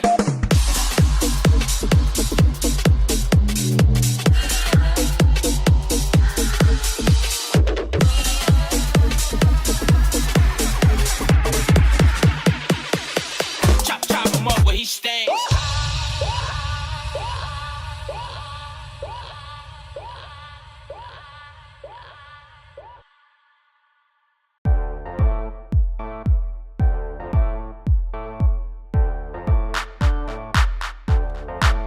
Yo, microphone check, make it a microphone check. Give it a microphone, I make it a microphone dead. Don't step to me, newbie, I could truly be moody. I could've played the fucking Grinch in the movies. I've been a part-time shadow cat, part-time. That is not a guy that I would ever wanna try to battle rap. Snap, crackle, pop, mind fried to a crisp. Make an MC into a wide-eyed lunatic.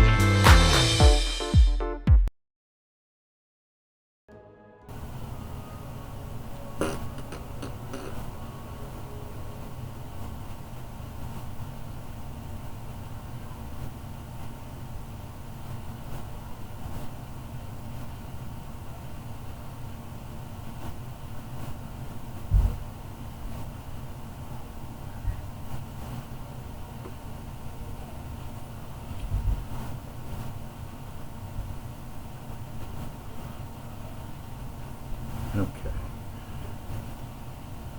I'm gonna share my virtual camera a little bit differently.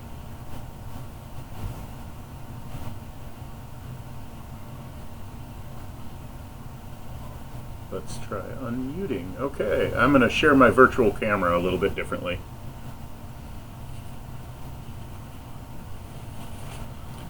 But it's gonna turn off music. got to get that figured out.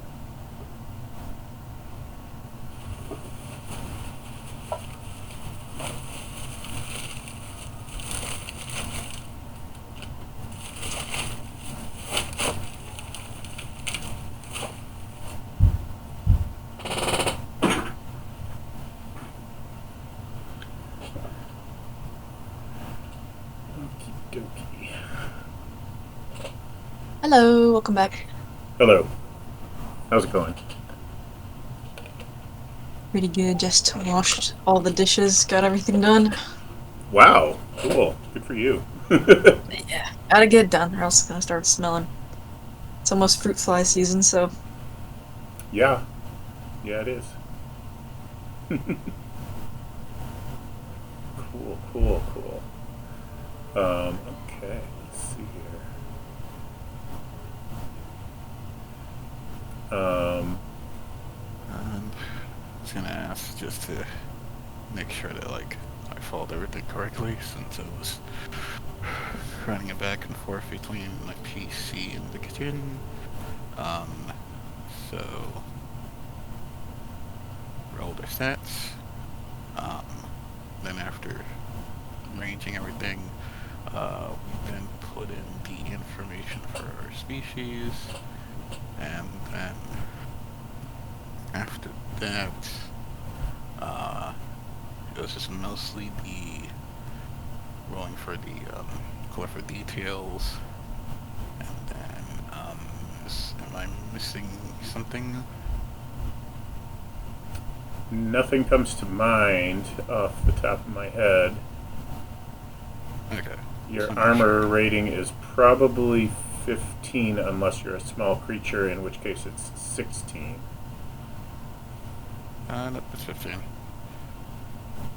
And Alright, so I did pick human. I can actually close this for the moment.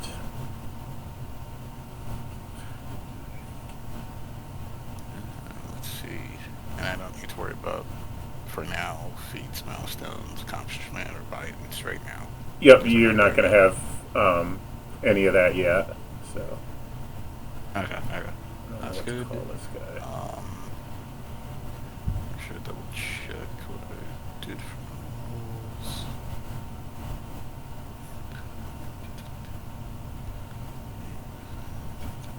You don't need that tonight.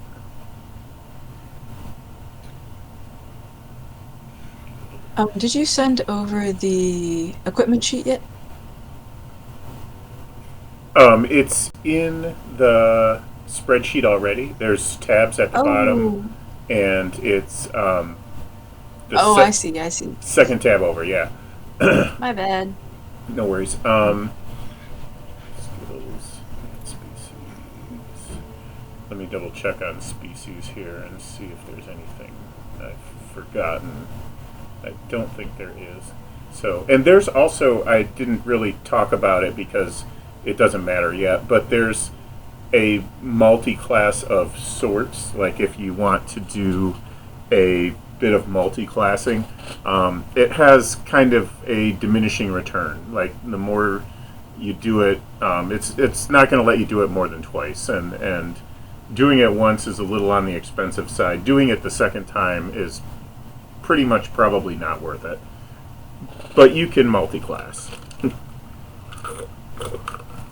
Good to know. Speed, I forgot to make note of.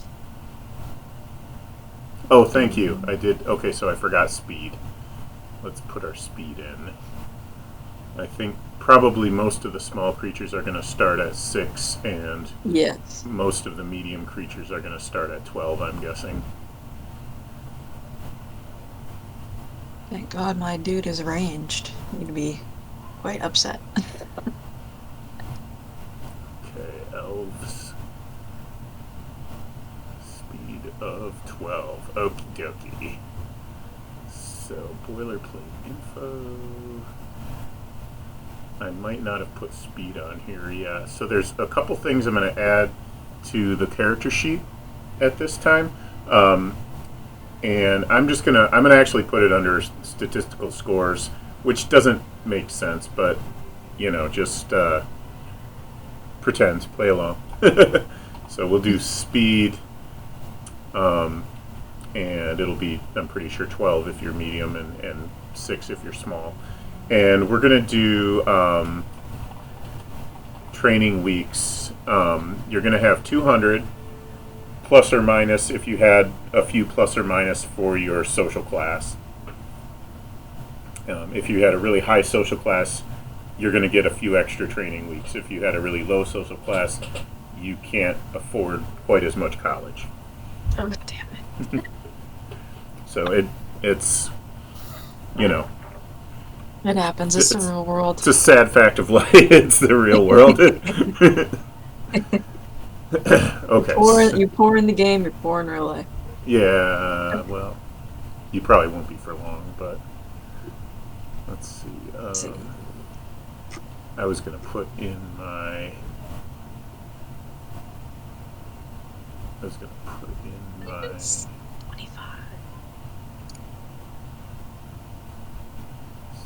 17 through 19 is plus 1. Okay, so the others, there's no modifier at all. Spirit is at plus 1, and perception and mental acuity are at plus 28 and 25. That works. Cloudwalker, most important ability is perception. And 12 speed, 200 training weeks. Okay, so I'm going to go over to equipment, and if I had been thinking, I would have already put this in before I shared it, but I wasn't and I didn't. So there's going to be, you can basically start with pretty much whatever. You'll have some different starting equipment.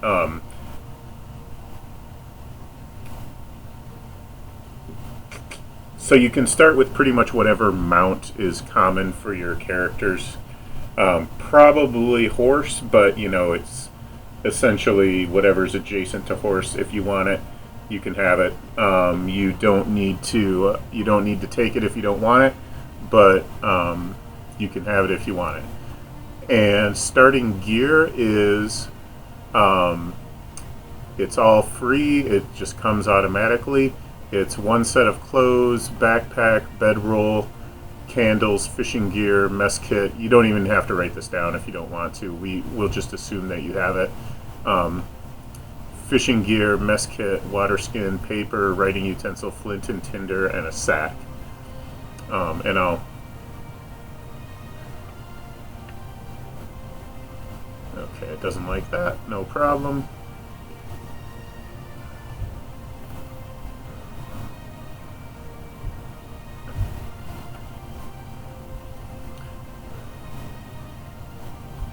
Yeah.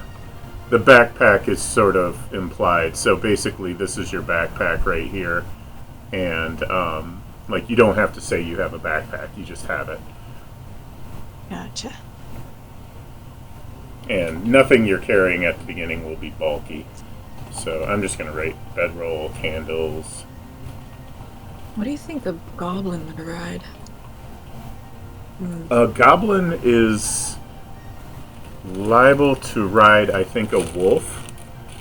Or yeah, maybe some kind of... something along those something lines. medium. Yeah.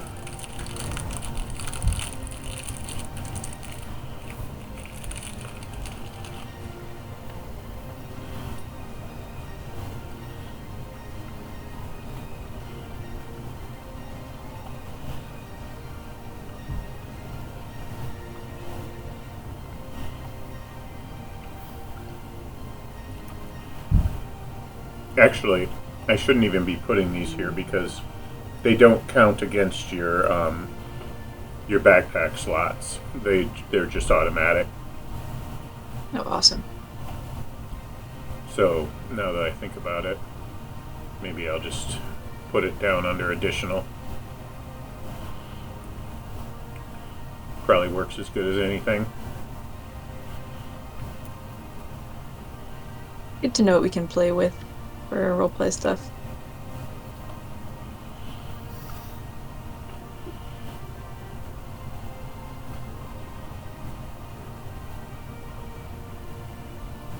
um, you can have some kind of family heirloom if you want. Like, good example would be like a family warhammer for a dwarven family, or I'll probably give myself a family longbow or longsword. I'll go ahead and do longsword. I don't really count every individual item. Like, I just count it as medium slashing. So there's a bunch of different weapons that you can say fall under medium slashing. So if you say longsword, then you've got the class of weapon called medium slashing, and it's just one stat block. The other thing about this game that is, in that regard, different from AD&D is regular D&D, AD&D. There's generally no damage on most of the basic weapons and things like that. It's usually you'll roll your attack or action. You'll see if, how you'll have to hit like a certain armor class like normal, right? So, like if you're fighting something with an armor class of 11 and you roll a 12, that means that obviously you hit and your damage is 1. If you roll 21, then your damage is 10. And then when you start getting stuff that's magical or special in some way, it starts doing additional damage. So you might get something that you can put into your sword that lets it deal magical fire damage. So now you do the same attack, you get your 10 damage, and now you're going to roll 1d6 for magical fire damage.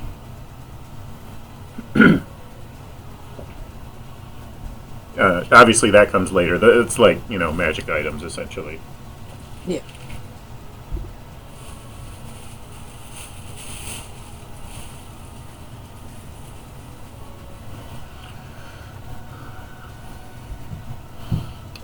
And your field roll will come along with some starting equipment as well. You can go ahead and put that in there.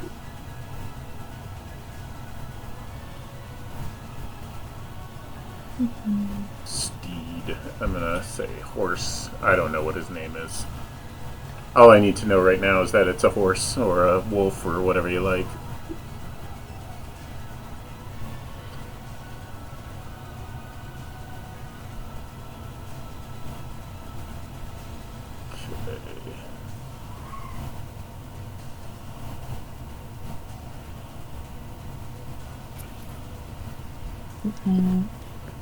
So I'm guessing for Scion stuff it would be like just having a dagger or something as an offhand, and then mostly using psychic damage stuff. Dagger, psychic damage, probably light armor is fine. You can say he has light armor if you would like. Oh, I see. I got it.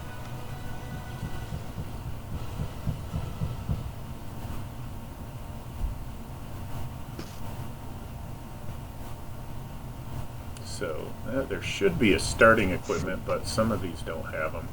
That's okay. You can also take your combat training, standard combat training, and just call that your starting equipment as well if you don't see starting equipment. It's going to be usually almost the same thing. Gotcha.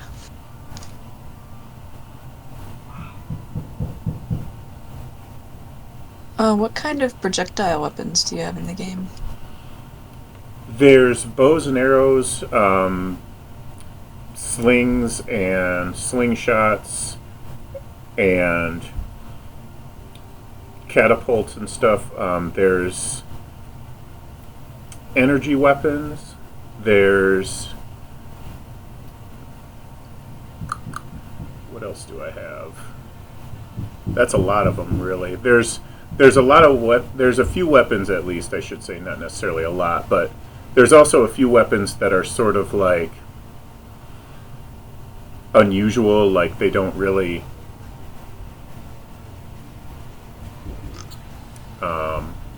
like you can get a weapon that does kind of a force blast or a flamethrower or a stuff like that. So Gotcha. I'm trying to look through the abilities of psionic to see if there's like an enhanced weapon kind of thing. there will be. Okay. And if you don't see it and you want it in there too, it's fine to just write it. I mean, I'll write it too if you would like, but I'm not trying to pawn the work off on you. But feel free to let me pawn the work off on you. Yeah, I feel like it'd be interesting if, you know, it's a fine line with psionics because they can get a little OP. But if there was like a subclass maybe that focused more on like enhancing weapons, especially like projectiles. Yeah. Okay. Yeah. The kineticist is what you want. Yeah. Yes. And we'll talk about subclasses. They don't matter today, but they will matter. Cool. And to ask, so it says that an engineer can start with a tinker tools, but looking at the starter equipment, away from the tool, I feel like tinkers master gloves or like engineers tools, so I'm not certain if it's supposed to be in here or. Hang on a sec.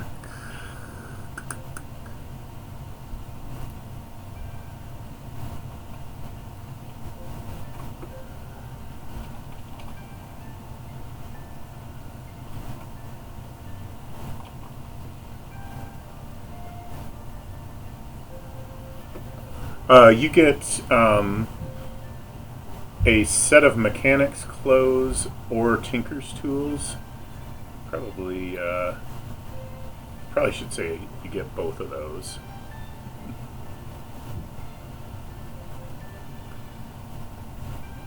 Okay. Then it says engineers' tools are required for engineers, but Oh yeah, okay, I got you. I called them tinker's tools up here and engineer's tools down there. Let me okay, so it's fine. Okay. something that you might encounter is stuff that's been written has been often written over large spans of time, and I don't always remember what I called stuff. So the other thing the other thing that you might encounter is like there will be sometimes remnants of other versions of D&D that are. I think I've gotten most of those out, but they can happen. So, and I should say set of mechanics clothes and engineers tools, not or engineers tools. Gotcha. So you either get tools and you're naked, or you get clothes but no tools. That's kind of funny, but not exactly what I was going for.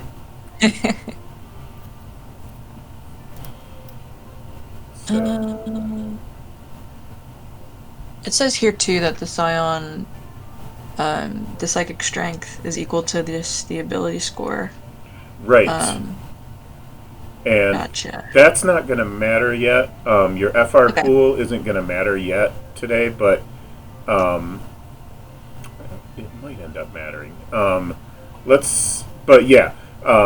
Everybody has an FR pool, and they're all pretty much the same thing. It's a resource pool that you use that will that's how you use your field roll features. So like if you're a spellcaster, it's kind of like spell points basically. If you're a scion, it's how you use your psionics. That is all. It's all the same thing. It's called something different for every field roll, and they all have a unique little something. So like engineers have engine, that's their FR pool, and they can share it with the rest of the group. So if you have a what like a disintegration ray, you need engine to run that. So you need to find yourself an engineer who can share their engine with you if you want to use your disintegration ray. If you're going to be an elite warrior, I think somebody was an elite warrior. I am. Okay, so elite warriors get heroism. That's their FR pool. And they can, every character can apply the FR pool in whatever amount they want to any role they want, always. The elite warriors get to do it retroactively. So you can take your bad roll after the fact and add the heroism to it. Standard warriors get momentum. And again, these are all the same. They all do the same thing. It's just that they've all got a little something different about them. So like warriors, they have momentum. And warrior momentum is not gained through buy-ins, or in other words, leveling up. Instead, it's gained through chaining together successful hits. It goes up and up as you get more and more successful combat. So, and it's sort of like that. Like that's what I was going for, was some kind of like twist to everybody's FR pool. Gotcha. Excuse me.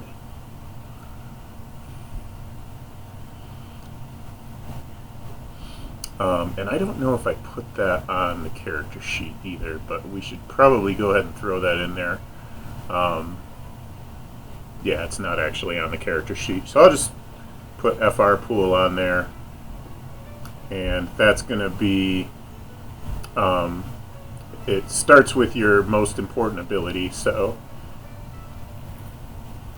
like Scion, it starts at Spirit, your Spirit score.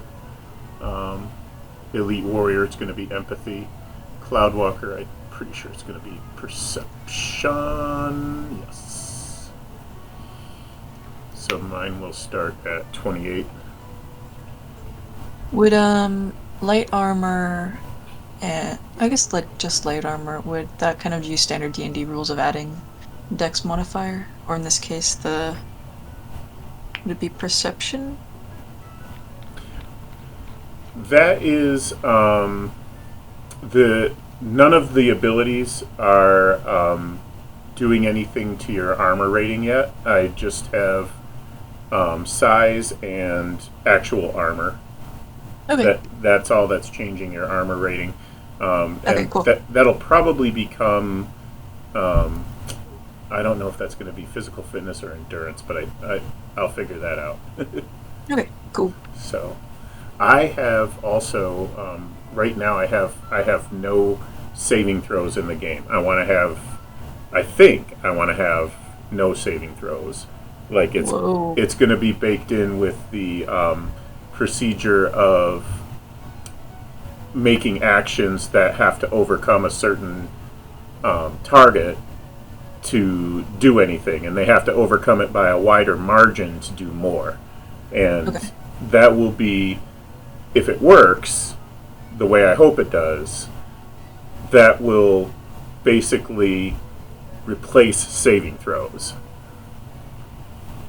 Gotcha. If it doesn't work the way I hope it does, then I have to reimagine how this whole thing is going to work. And like I said, if that happens, it'll be dialed more in the direction of D&D. Cool. Cool. So I was going to, I think I'm good on this stuff here.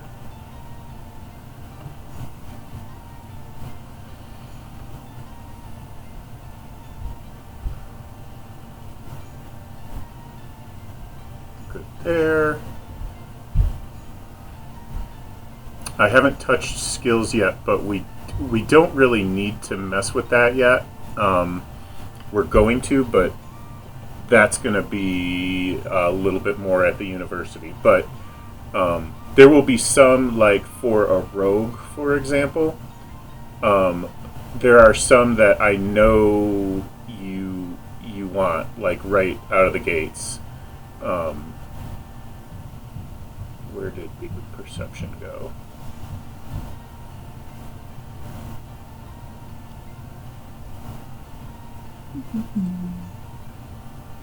Okay. A bunch of the rogue stuff is reliant on steady hand. It's a prerequisite for a bunch of rogue stuff. So, like, that'll be one that you definitely want to have. You probably want to have notice, which is kind of like how you roll perception when you want to spot things or hear things or something like that. Search is pretty good too, but we'll get into that. You don't have to mess with that yet, but I just wanted to start kind of getting it into the back of your mind a little bit. Gotcha. And yeah, so I mean, if you want some basic armor, simple weapon, go ahead and do that. I'm just gonna give myself a long sword and light armor.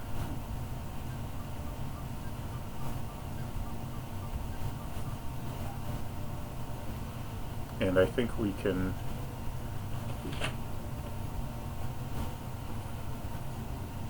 just about get started at the university. So the thing I'm trying to do here is this is going to kind of start bleeding in between adventuring and still character inception. So you're in the training phase of character inception, but the adventure has begun. Okay? Gotcha. It's meant to be both at the same time. So if you guys need a minute, I'll hold off before I start diving into this whole place.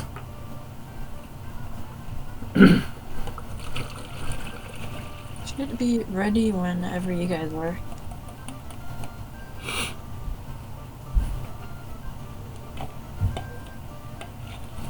You think I'm ready? I think I'm ready as well. Yeah, I think so. Okay. I'm going to switch my stream around again.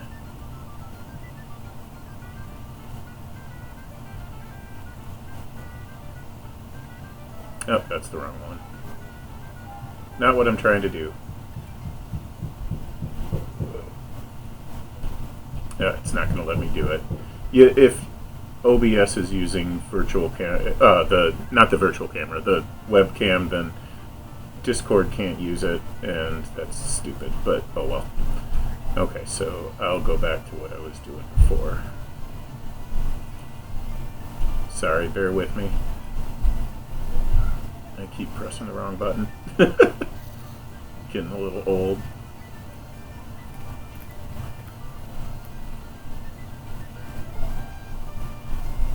Okay.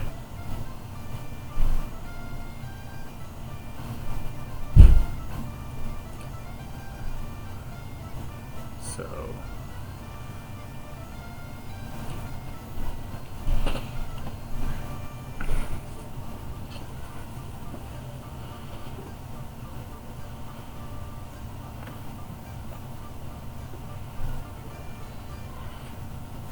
let's see, I think his name is going to be Gizzy.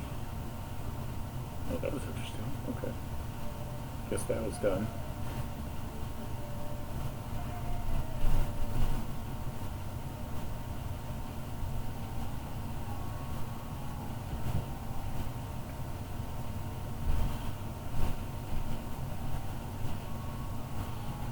Normally you guys wouldn't be reading the adventure text, but I'm not really going to beat myself up over hiding it today. So, I do have a VTT, by the way, that I use. I have Roll20 and Foundry, and Okay. we probably will use those, like if this is going to be something that we do more often. Tonight I'm just doing Theater of the Mind, and I don't really have, like, it's too out of scope for what we're doing right now to also set it up in a VTT. So, because it's not an existing system, I can't just copy in the Dungeons and Dragons system and start playing. So that's the future. But I can also make it so that we can play like in kind of a generic sandbox, so that we've got at least a visual layout and dice we can roll and stuff. You don't really get like a character sheet or a whole lot in the way of helpers, but it's a little something. But that's like in the future. I'm hoping that we'll be in a VTT, like able to use all the VTT features and blah blah blah. So, but for tonight, it's the old-fashioned way. So I hope that's okay. Tonight is the adventure is called New Student Orientation, and this is the beginning of the training for your characters at Ætherium University. This is made to orientate new characters and players to Shattered World, and serves as a culmination of the initial foundation training, kicking off your 200-week training. And it is also playable as a adventure design of itself. The adventure starts in Ætherium University, an adventuring college on a stable shard where budding PCs come to train. Essentially, the adventuring university. The college grounds are referred to as the Collegium. The background is the Shattered World exists in the aftermath of a cataclysmic event known as the Shattering, which tore reality apart, leaving behind scattered fragments called shards, adrift in a chaotic sea of non-space known as the Cloud.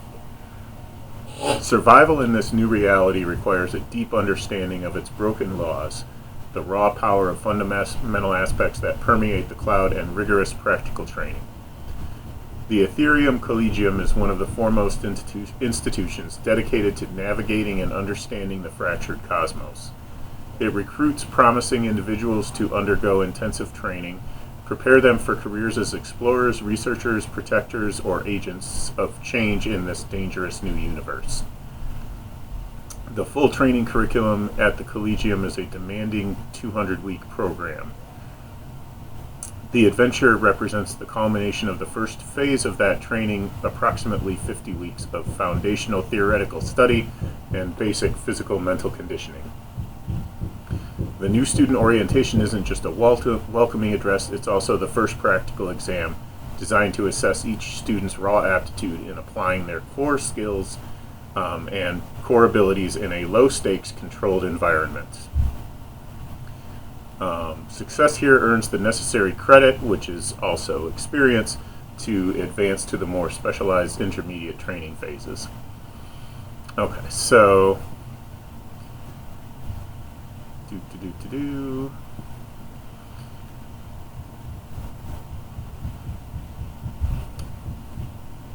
You arrive at the college and meet with Professor Ætherium, and he addresses you with a world-weary, realistic tone. Welcome, students, to the Ætherium Collegium. You've navigated the administrative hurdles, found your quarters, and hopefully adjusted to the unique atmospheric containment of our humble institution. Consider that your first, albeit unofficial, practical test. Many don't make it this far. Today, however, marks the true beginning of your journey. For the past 50 weeks, you've observed theory, the history of the shattering, the nature of the clouds, the basic principles of the aspects, the function of your core abilities. Now let's see how well that theory translates to practice. Your time at the Collegium is a 200-week curriculum designed to forge you into capable individuals ready to face reality out there. Gesture towards a viewport showing the cloud. The cloud is probably something that looks like partially an asteroid belt, but also there are parts of it that you can see structures and growing things. They're ranging in distance from anywhere from between here and the moon and beyond. So there's vegetation and foliage, seas, cities, and things like that that sort of are on these shards that kind of float through the sky. And periodically the landscape will like drop off. You know, if you go to the edge of a place that ripped apart, you'll get like a cliffside view of outer space, essentially. So your performance today in the first practical will determine your readiness for the intermediate studies that follow. Think of it as an assessment, not just of what you know, but who you are, measured by your fundamental capabilities, your physical fitness, endurance, perception, mental acuity, empathy, and spirit.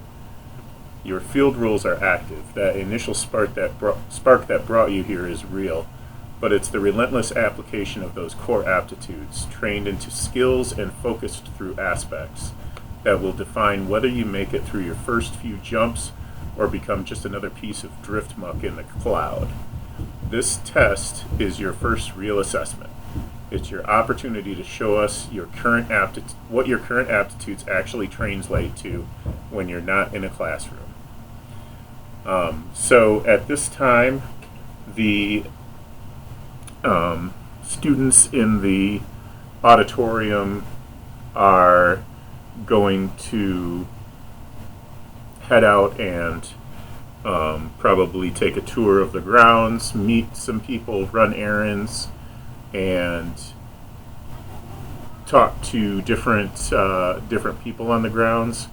You can also do a quick in-character meeting if you want. That's all you really need to do if that's all you want to do. But when you're done with that, we'll reconvene and continue.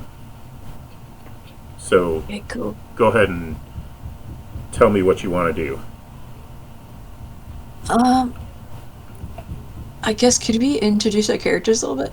Yes, please do. So my name is Sticky. I'm a girl goblin. I'm green. I got these weird psychic powers, and I'm just trying to make it here, man. I don't really know how I got in the first place, but Crime Boss paid a heavy penny to get me in here. So I'm his kind of investment. Anyways, do either of you know exactly where we're going?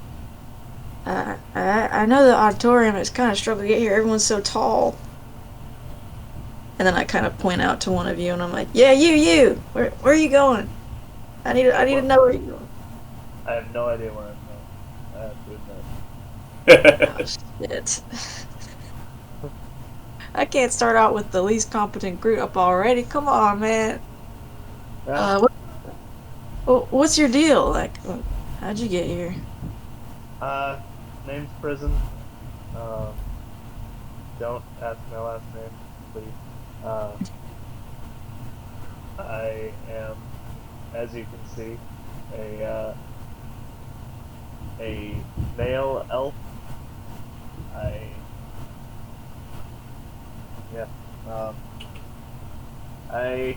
appear to be dressed in somewhat nice clothes.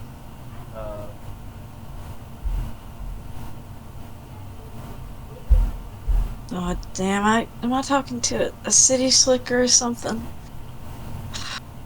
You types always just kind of go with the flow. I mean, shouldn't you know something? This is like your home turf, fancy school type. No. Usually I found that pretty idiotic. Yes, this is kind of my home turf, but that doesn't mean I know what I'm doing. Nah, you're right. That's my bad. I shouldn't assume. That's rude. I would have gotten a hit on the back if I was near my house right now. But what about you over there? But you got a little something going on with your walk. Does anybody have names yet? By the way, I don't want to generally interrupt, but I was yeah. just okay. So my name's Sticky.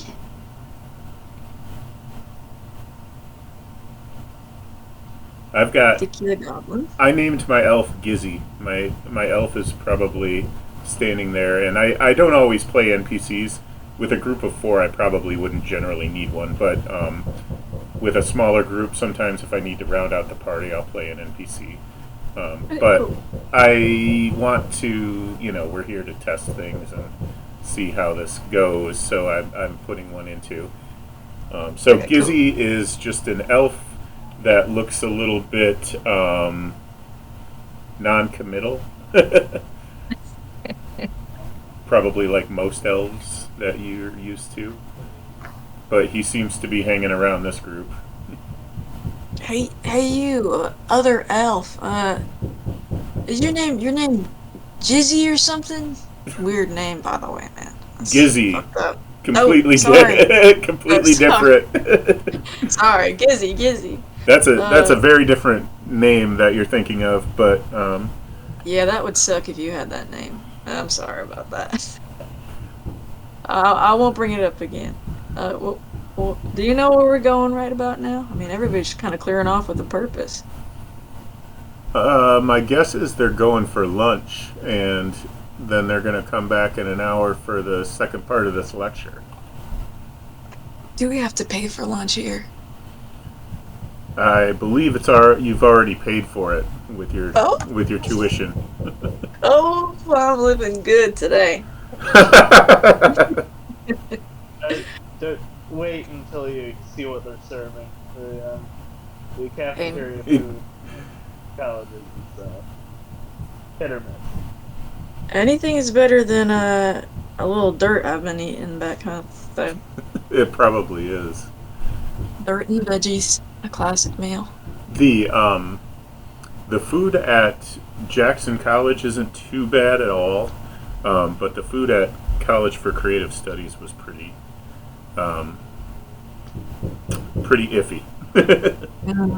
Steer clear. I only want the best. I mean, gotta make the most out of this now. And what about you over there? I'm talking to Pascal at this point. You're gonna notice once again another elf male, probably just a little bit younger looking, also very fine clothing, peeking out beneath pieces of armor. They're just kind of there. Glanced up from a book. Sorry. Not the best at paying attention for longer periods of time. My name is Alcaro. Oh, nice to meet you. I mean, you're reading a book there. That's hard to pay attention to. I can't read the stuff in those. It doesn't make sense most of the time. Well, I like your armor. It's real shiny. Uh-oh. Stream ended. It's okay. Sorry, I I did was talking to the things in my head right now. Do you know exactly where we should go to eat? I mean, you seem pretty capable. I kind of want to stick with you.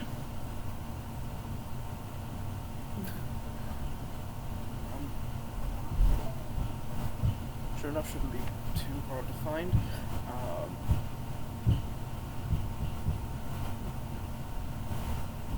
Could I I mean, roll what's- a perception or something to find the cafeteria? You don't really need to. I mean, you can just find the cafeteria, but Alright. Yeah, I was just kind of Alright. doing this Yeah. for intro stuff. I'm gonna call out the last dude, Casper. And you, man, I mean, we might as well make a group of ourselves, right? What's your whole deal? There's a male, human, not elf, Oh, with finally. tan skin, and he's covered in blue tattoos all over himself. He has like wavy, shaggy, kind of sandy blonde hair. It's like covering a little bit of his eyes, but he has like goggles on. And is like currently like reading a book, and then tinkering with some tools that he has on himself. And then he goes back to his book, looks over, and then when you're calling out to him, go like, "Why are you interrupting me?" And then he'll look at you and go like, "Oh, you are my Hey, man, I get it. no deal." I get it. I'm kind of scary. I mean, I don't see many goblins around here. But I know, I'm a little weird looking. I know, man. I know. I'm sorry. I'm sorry. Don't look at me. Oh. He'll actually stop you and you're like, no, a girl's talking to me. I'm sorry, but I mean, Oh, you're one of those. You never interacted with a lady before. Whew. Thought you were one of those goblin haters or something. Don't worry about it, bro. We'll get you situated here. Why don't you come with us to get some food? Fill her up. I mean, we could use 2 smarty pants. I sure could use them. Okay. Come on, it'll be good. Don't even think about it. Oh boy. I just gotta grab his hand. I don't know what's going on. Oh no. I just gotta grab his hand, and I'm just leading him along back to the group. I'll assume that we're heading towards the mess hall. Okay. And gonna just like grab the what's the engineer's name? Oh, he'll go over and say that his name is. Oh, my name is Randuk. Randuk Harding. We got some. Randuk, did you say? Yes. Something like that. Okay. I'm gonna go just grab the things that Randuk was messing with when he was led away, just so that he doesn't leave it behind. Oh, my stuff. Oh. Yep. Thank you. Oh, don't worry about that. Come on, we're gonna get some grub. I can already smell it from here. You and your nerds and your stuff. Ugh. I guess at this point we're kind of in the mess hall. Yeah, it's so the Adventurers University is a fairly affluent place that they have to have a lot of their food shipped to them so that that indicates that they are doing pretty okay on money. That is probably evident from your tuition, but today's meal is not really that amazing, all things considered.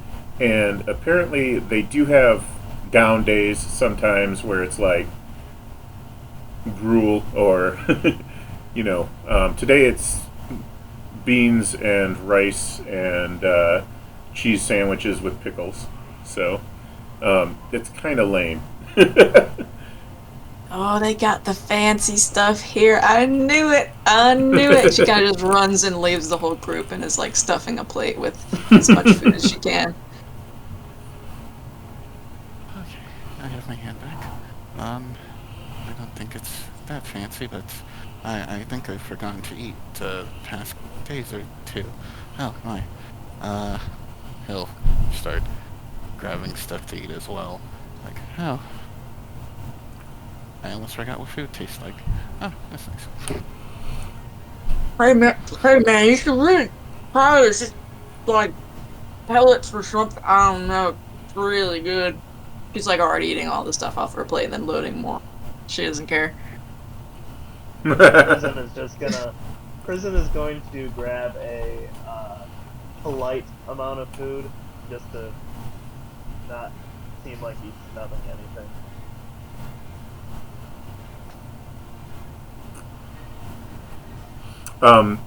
So one of the things that you're hearing is that the it sounds like this incoming class has some feeling that they're trying to collect bloodstones, which is kind of the norm, but some of them are speculating that it's been a little bit more emphasized on their class than in previous classes. So this year's class is really getting pushed to learn about collecting bloodstones, and you'll be delivering them to the college at first, and then after graduation, you'll probably be delivering them to, everyone assumes, Falcon Hand. There can be other destinations as well, but most people assume Falcon Hand. What's all this talk of the bloodstones? Do any of you need those? And she's kind of like, her hands are shuffling a bit because she has some information about. She has her own objective around them. You can vaguely tell. I mean, where do they come from? Do any of you know? They've just always been around. Oh yes, for ages. The Grand Duke is kind of not looking sticky in the eyes. He's trying his best here, talking to a girl.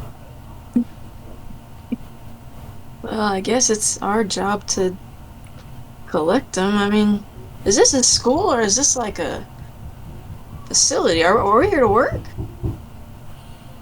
Well, it sounds like, in answer to that question, it's definitely a university, but as long as you're here, they might as well exploit you for free labor a little bit, or a lot, as the case may be. Let's call Is this it a trade school / apprenticeship. Okay, I like the ring to that. We're interns, it's fine.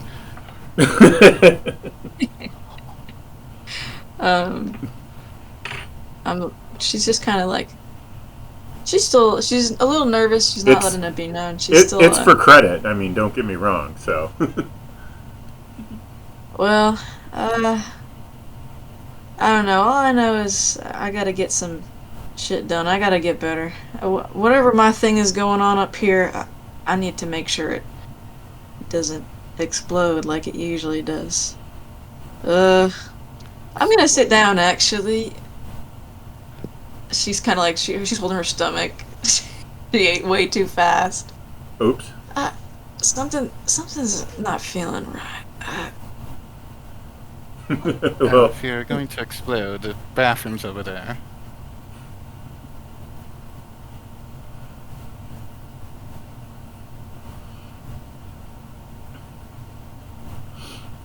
Sorry, I had to talk to someone. It's not like maybe I. Wait, this is role playing, right? You're not actually dying or anything, I hope. I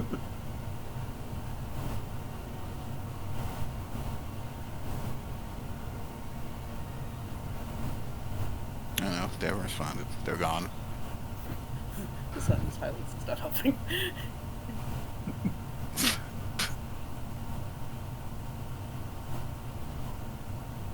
Sorry about that. The internet keeps going in and out. Oh, okay. That was some timing. I couldn't have asked for any more wild timing than that. She is fully in the bathroom. She let you guys go to your own devices for a bit. Cool. I was just like, this is role playing, right? You're not actually like doubled over in pain right now or anything, are you? And then your internet cut out, and I'm like, Oh man, is she sick or something? Is she okay? Like, I wouldn't. There would be nothing I could do if you were. I mean, but except I feel really bad. commit But to my characters. I can pray and I can feel bad if there's an actual problem. That's what I got. You know what? My stomach is starting to hurt. Maybe I'm feeling her pain. My empathy score is so high. Yeah. That's role playing your character to the nines.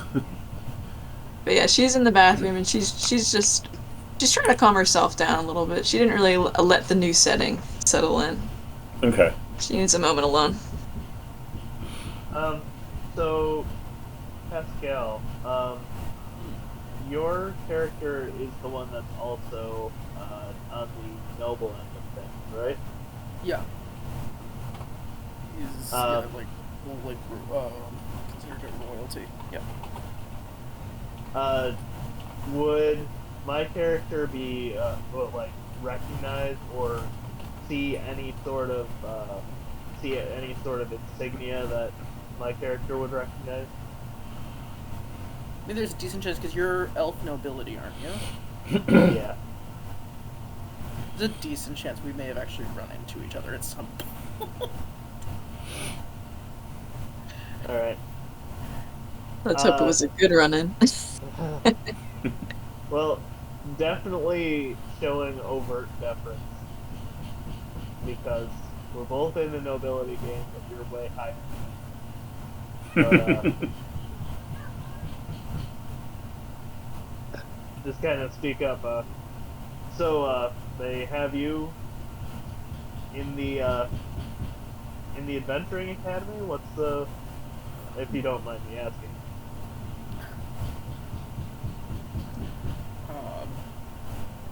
You're gonna notice it give a slight smile, especially having kind of noticed the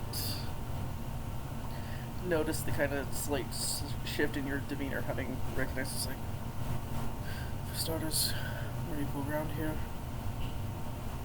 We need the pomp and circumstance here too. So, yes, they thought it best for sake of a better preparation down the line. If I may speak frankly, it might not be quite so easy as to treat you as an equal, because even when we're out of here, effects linger. So, if you don't mind, I will lessen the pomp and circumstance, but take a back seat.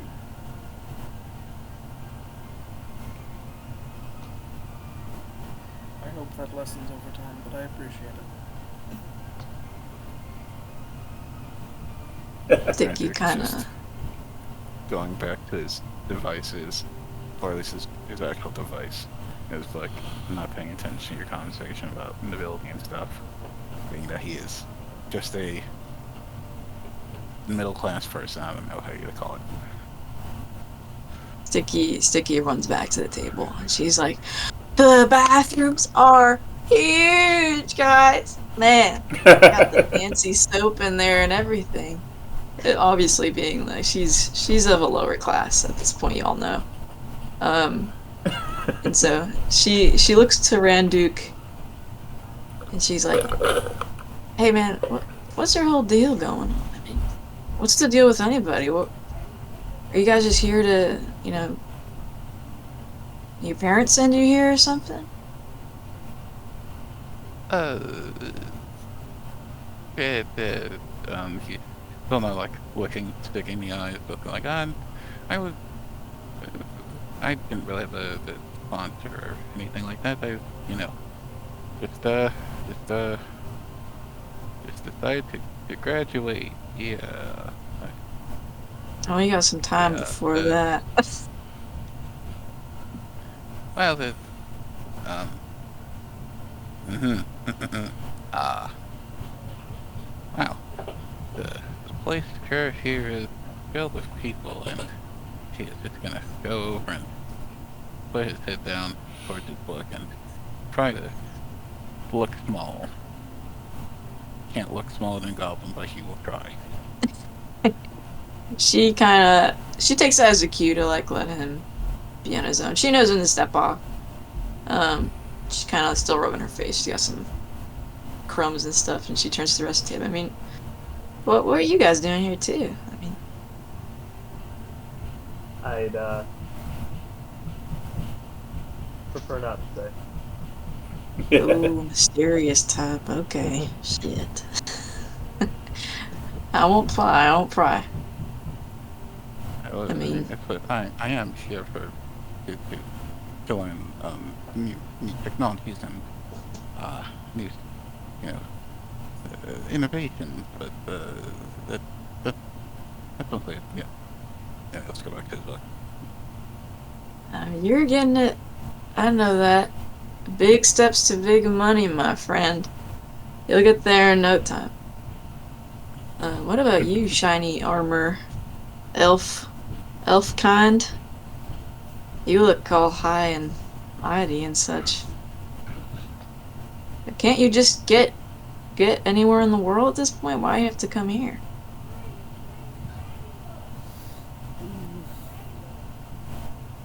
The family thought it was best for the eventual future leadership to have a solid foundation in education and such.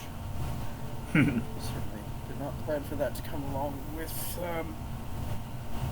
no offense, rudimentary work, but... Yeah, I hope there's just someone here that's selling their services for work and such. I don't think I'm gonna be able to make it through that. But it's good to know that. Sometimes you got to get your hands dirty with some field work. Damn straight. That's what my guy always says. Well, was my guy, but whatever. Well, how's about we check out some other people around here? Maybe we can do like a survey team, scope out the competition, because it seems this place is burgeoning with talent. They are looking for, or supposed to be looking for bloodstones. Maybe someone has a clue. Yes, right. Right. That's one much for talking. So, maybe you guys have a clue. Maybe you can. Do you have one of your robot pals or something? Your conventions, contraptions? Can they survey or something? I don't know. I'm not that good, unfortunately. Not yet. Or actually, wait. Just can you sit there for a second? And she kind of just starts to like climb on his shoulders, and take a look take a look around the room to see what's going on and like what groups are forming. He'll just whisper to like the two other elves here and just go like, "Do girls usually do this? I don't know." Well, there are a few groups forming. There's like you're a little bit encouraged to form adventuring groups at the university, and you will be sometimes tested individually, but also often tested as a group, or training as a group, just depending on circumstances and needs. But there's different compositions and such, people that want to try, to jockey some kind of advantage or another. Some of it looks interesting. There's, as far as like, people that are forming groups, you've got groups with maybe a wizard and a warrior and a cloud walker and stuff like that. The wizards and mages will generally avoid each other. It's not a given, but it's a commonality. Like, they're not super fond of each other. It seems like everybody's forming their own little groups already. We might be stuck with each other. Well, I'm pretty okay with that if you guys are. Okay. Yeah.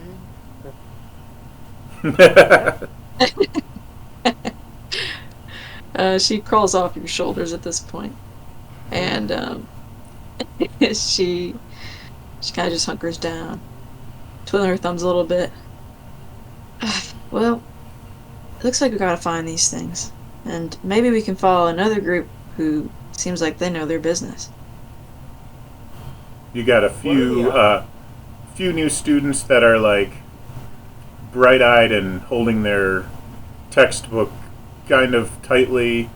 Some that lean against the wall and haven't found their group quite yet. Because a lot of you have just arrived and you barely just moved in. So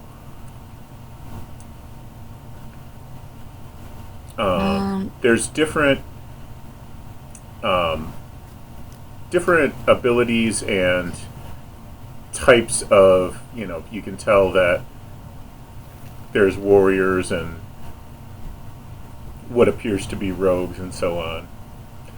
So there doesn't appear to be anyone who likely has bloodstones already, or It's most likely that the wizards have a bloodstone, and probably no one else.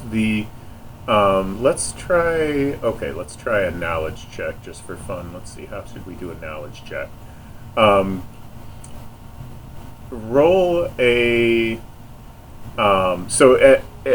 if your character is not a human, and are you proficient in mental acuity? yes. Okay, so that's going to be 1d8 for your field roll die plus your mental acuity. So let's do a 1d8 plus mental acuity. What if I am a human? Where would that be for me? 1d8 plus mental acuity modifier, or if it's proficient, then mental acuity. Oh, okay. 27. 27? Yeah.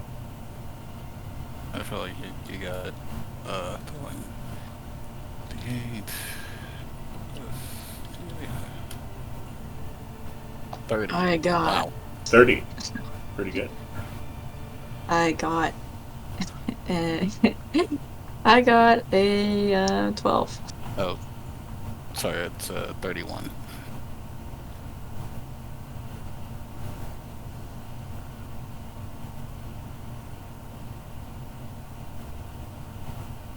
Yep. Okay. So that's a pretty good roll. That is basically you're checking around and thinking about what you know about wizards and mages. So wizards are going to be academic casters. They need to carry the bloodstone around, and that is usually their primary material component. It will a lot of times be a focus component. Sometimes they have to shave little bits off and use it as an actual material component that's consumed. And they're very well trained in getting the tiniest possible particles off without using as little as possible of the bloodstone when they do that. So they're very adept at handling it, and it takes a lot of care and skill to handle bloodstones safely. Now the mages aren't necessarily going to be carrying them, but you do recognize that there is one mage that looks like he's probably a bloodstone infused sorcerer, which means that the bloodstone material is in his blood and he's just drawing it out of himself to cast his spells.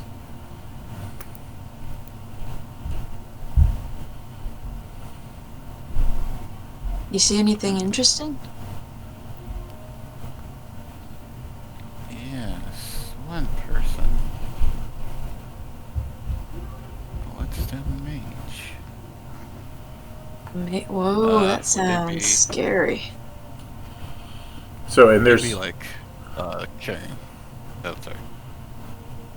there's other mages, but you wouldn't really necessarily know the specifics of how they do their thing. Is this a sorcerer? Are they leaning against the wall by themselves, or are they with a group? They're with a group.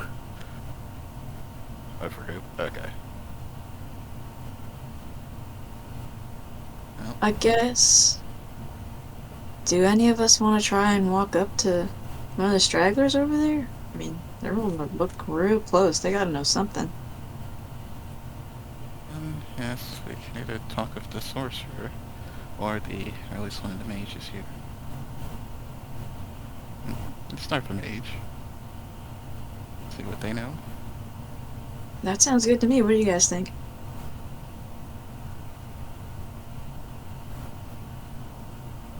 Fine by me. For sure. All right.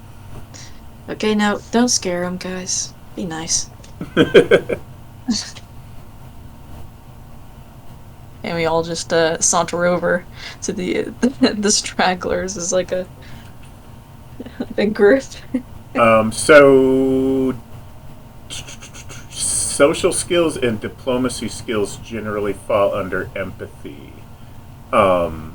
And it's probable that if you are proficient in empathy or have a high empathy, this is something you might want to get into.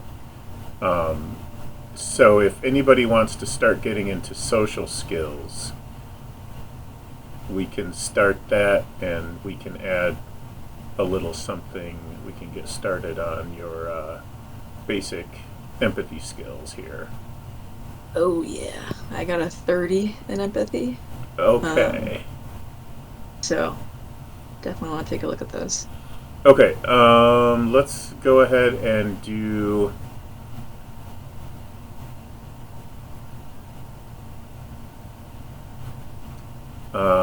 I'm going to put you under social skills, and the social skills is a 16-week training. So you're going to take 16 weeks off of your training weeks, and the ones in these yellow, like where it says social skills here, that is just opening up a category. So that part is, it doesn't give you a skill yet. It just gives you access to these, basically. Okay, Okay. but I'll And I open that up then. 16 weeks for that, and then I think 10 weeks for persuasion would be a good place to start, and we'll go from there. But Yeah, that sounds good. And you can kind of railroad it for now, since we're doing this test session. cool. Okay, so 26 weeks, and that gives you the skill of persuasion. So you can take that, and you can your field roll was it was rogue. No, it was psionic. Scion. Okay, that's right. Okay, then it's going to be it's going to start at 1d4 plus 30 to I think you said your empathy was 30. Yes, it is. Yeah, 1d4 plus 30 to persuade. The problem is a 1 is still a failure. Okay. if it's not a 1, then you're fine. Alright, let's see what I get, y'all. But again, to Oops. reiterate, there are no critical failures. It's just failure. I got a 4, so 34. Okay, all right. Well, he is impressed with your persuasive abilities. And he is with this group, but, if you want to share notes or information, we can do that. Yeah, I'll do that. Hey, hey guys, quick question. We're all new here. We're all floundering around. It's kind of funny. We're like, fish in a basket. Well, hopefully not that, because that's a poor fate. But, do you guys have any notes or something on this whole ordeal? I'm super fresh to this. I mean, I don't come from much, so I'm trying to figure this out. So I just kind of use that as a... Well, you're in luck. Everybody down. in this room is super green at this. But this mage has a big brother who's already been through the program. So he has an idea of what's coming. They're going to send you to they're going to teleport you to a shard that is a training ground with safety guardrails, basically, more or less. And they will have you retrieve a stabilized chaos stone. And you have to figure out how to contain it and safely bring it back, more or less. So she takes that and she's like, oh, bless you, this is gonna be... I was gonna freak out. Also, nice for the guardrails. It's like an amusement park ride. Well, I'll see you around, man, and if you ever need anything, don't help but holler. I'll be around. And I kind of turned back to the group and I was like, just tell them the information that I got. Okay. So we're not looking for bloodstones, we're gonna have a training session soon. You have to contain a chaos Guess I stone. won't- That is- Guess I won't have to try pickpocketing a wizard. That's good. Yeah, we would have been in deep shit if you did that. They Unless you're really good at it. probably, you do know, you don't want to touch a bloodstone with your bare skin. That's going to have an ill effect. So, about 10,000 years ago, that would have just vaporized you. But apparently, bloodstones have a kind of a half-life. And they are slowly over time losing their potency. And as a result, they've got they've got plenty of potency to be used as magic, but it's reduced enough that the times of legend past where your heroes or villains would pick up a bloodstone and just turn into a red mist are no longer. That's not the way it is anymore.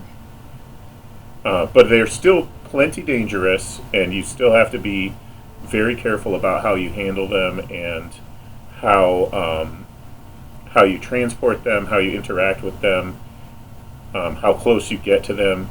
You should expect magical effects when you're in their proximity. They are still very, very potent. Don't think they're not potent. And your hand would have blown clean off. Well, guess we should rest up if we have a training session. I mean, I don't want to be ill prepared. Hopefully they get us as a group. I don't want to do this alone. It sounds scary. Nope. Judging sure, by how don't people are, clumping, I think that they will be sending it to the group. Well, we're good to go then, I think. So the grounds are kind of, it's a college, and some of the close by shards that you can see within eye shot. There's the Wailing Scar, which is a dark, jagged shard, a visibly turbulent section of the cloud. The cloud is what they call the collection, the relatively bean-shaped collection of shards and planetoids that used to be the planet. So that's called the cloud. And this is accompanied by a faint, non-auditory psychic noise that can be felt even at a distance by sensitive individuals. It's believed to be a location heavily impacted by psychic or spiritual trauma during the shattering, possibly haunted or a nexus for negative thought or spirit energy. There's one called Volution's Cradle that is a vibrantly colored shard where plant life is growing wildly, maybe even unnaturally. Very fast, bizarre shaped plant life visible as streaks of vibrant green and purple and orange. It's a hotspot of Volution energy. It's probably safe to assume there's a Volution stone in there somewhere, if not multiple, maybe a vein that could be mined. It's hard to say, but you can safely assume it's there. Potentially containing unique biological resources or dangerous, rapidly mutating flora and fauna.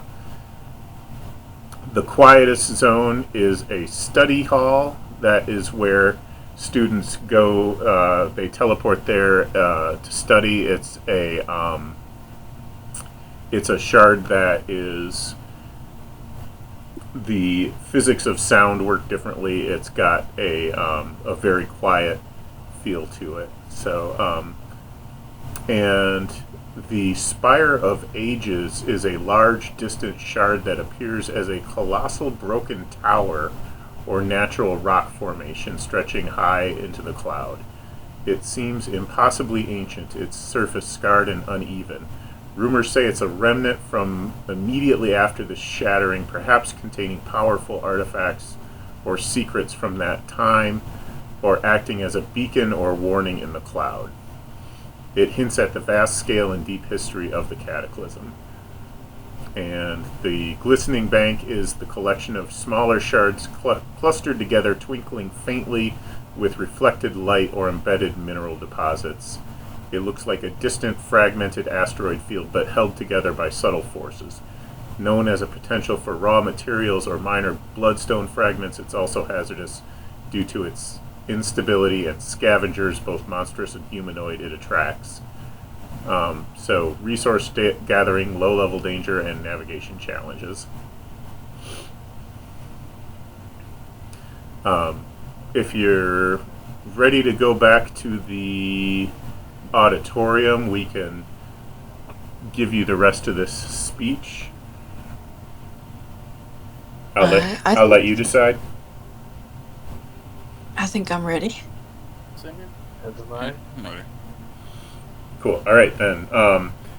You have returned to the auditorium, and the professor is back up on the podium, and he tells you that your assignment is straightforward. You will travel to Beginner's Bluff, a small, stable shard tethered securely to our own. Think of it as a sandbox. The dangers are calibrated.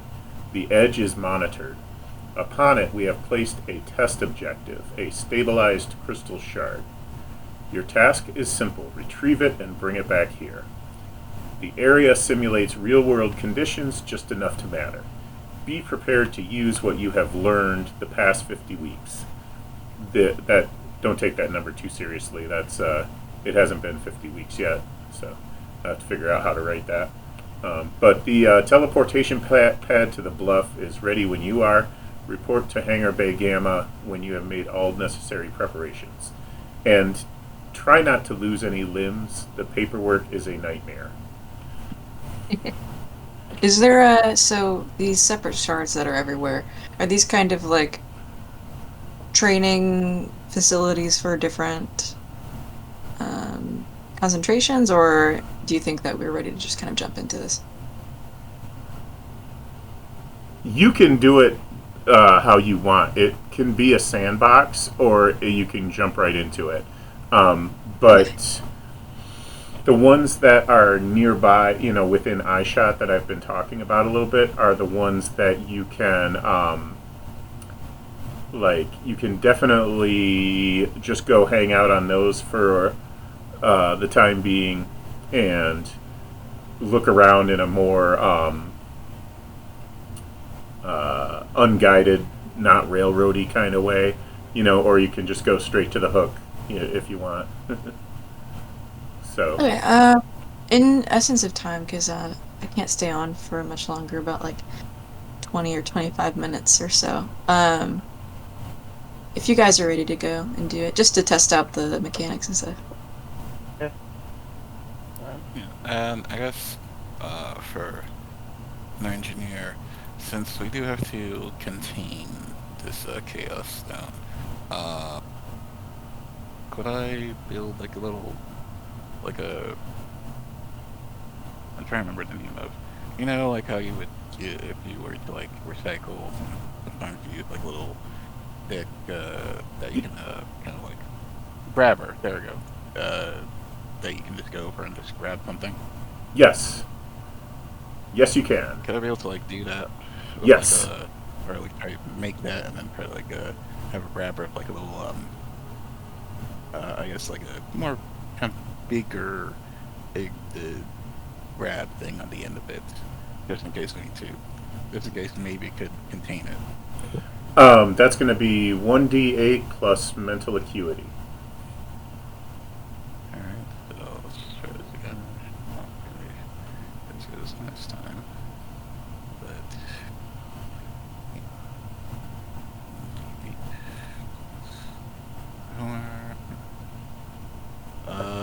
27. Okay, you have got yourself a grabber, a mechanical arm. So, I guess before we go to, Sticky's gonna quickly like practice with her slingshot, just a little bit, get a little used to using her psionic power of maybe like curve shotting with the slingshot or something. okay, cool.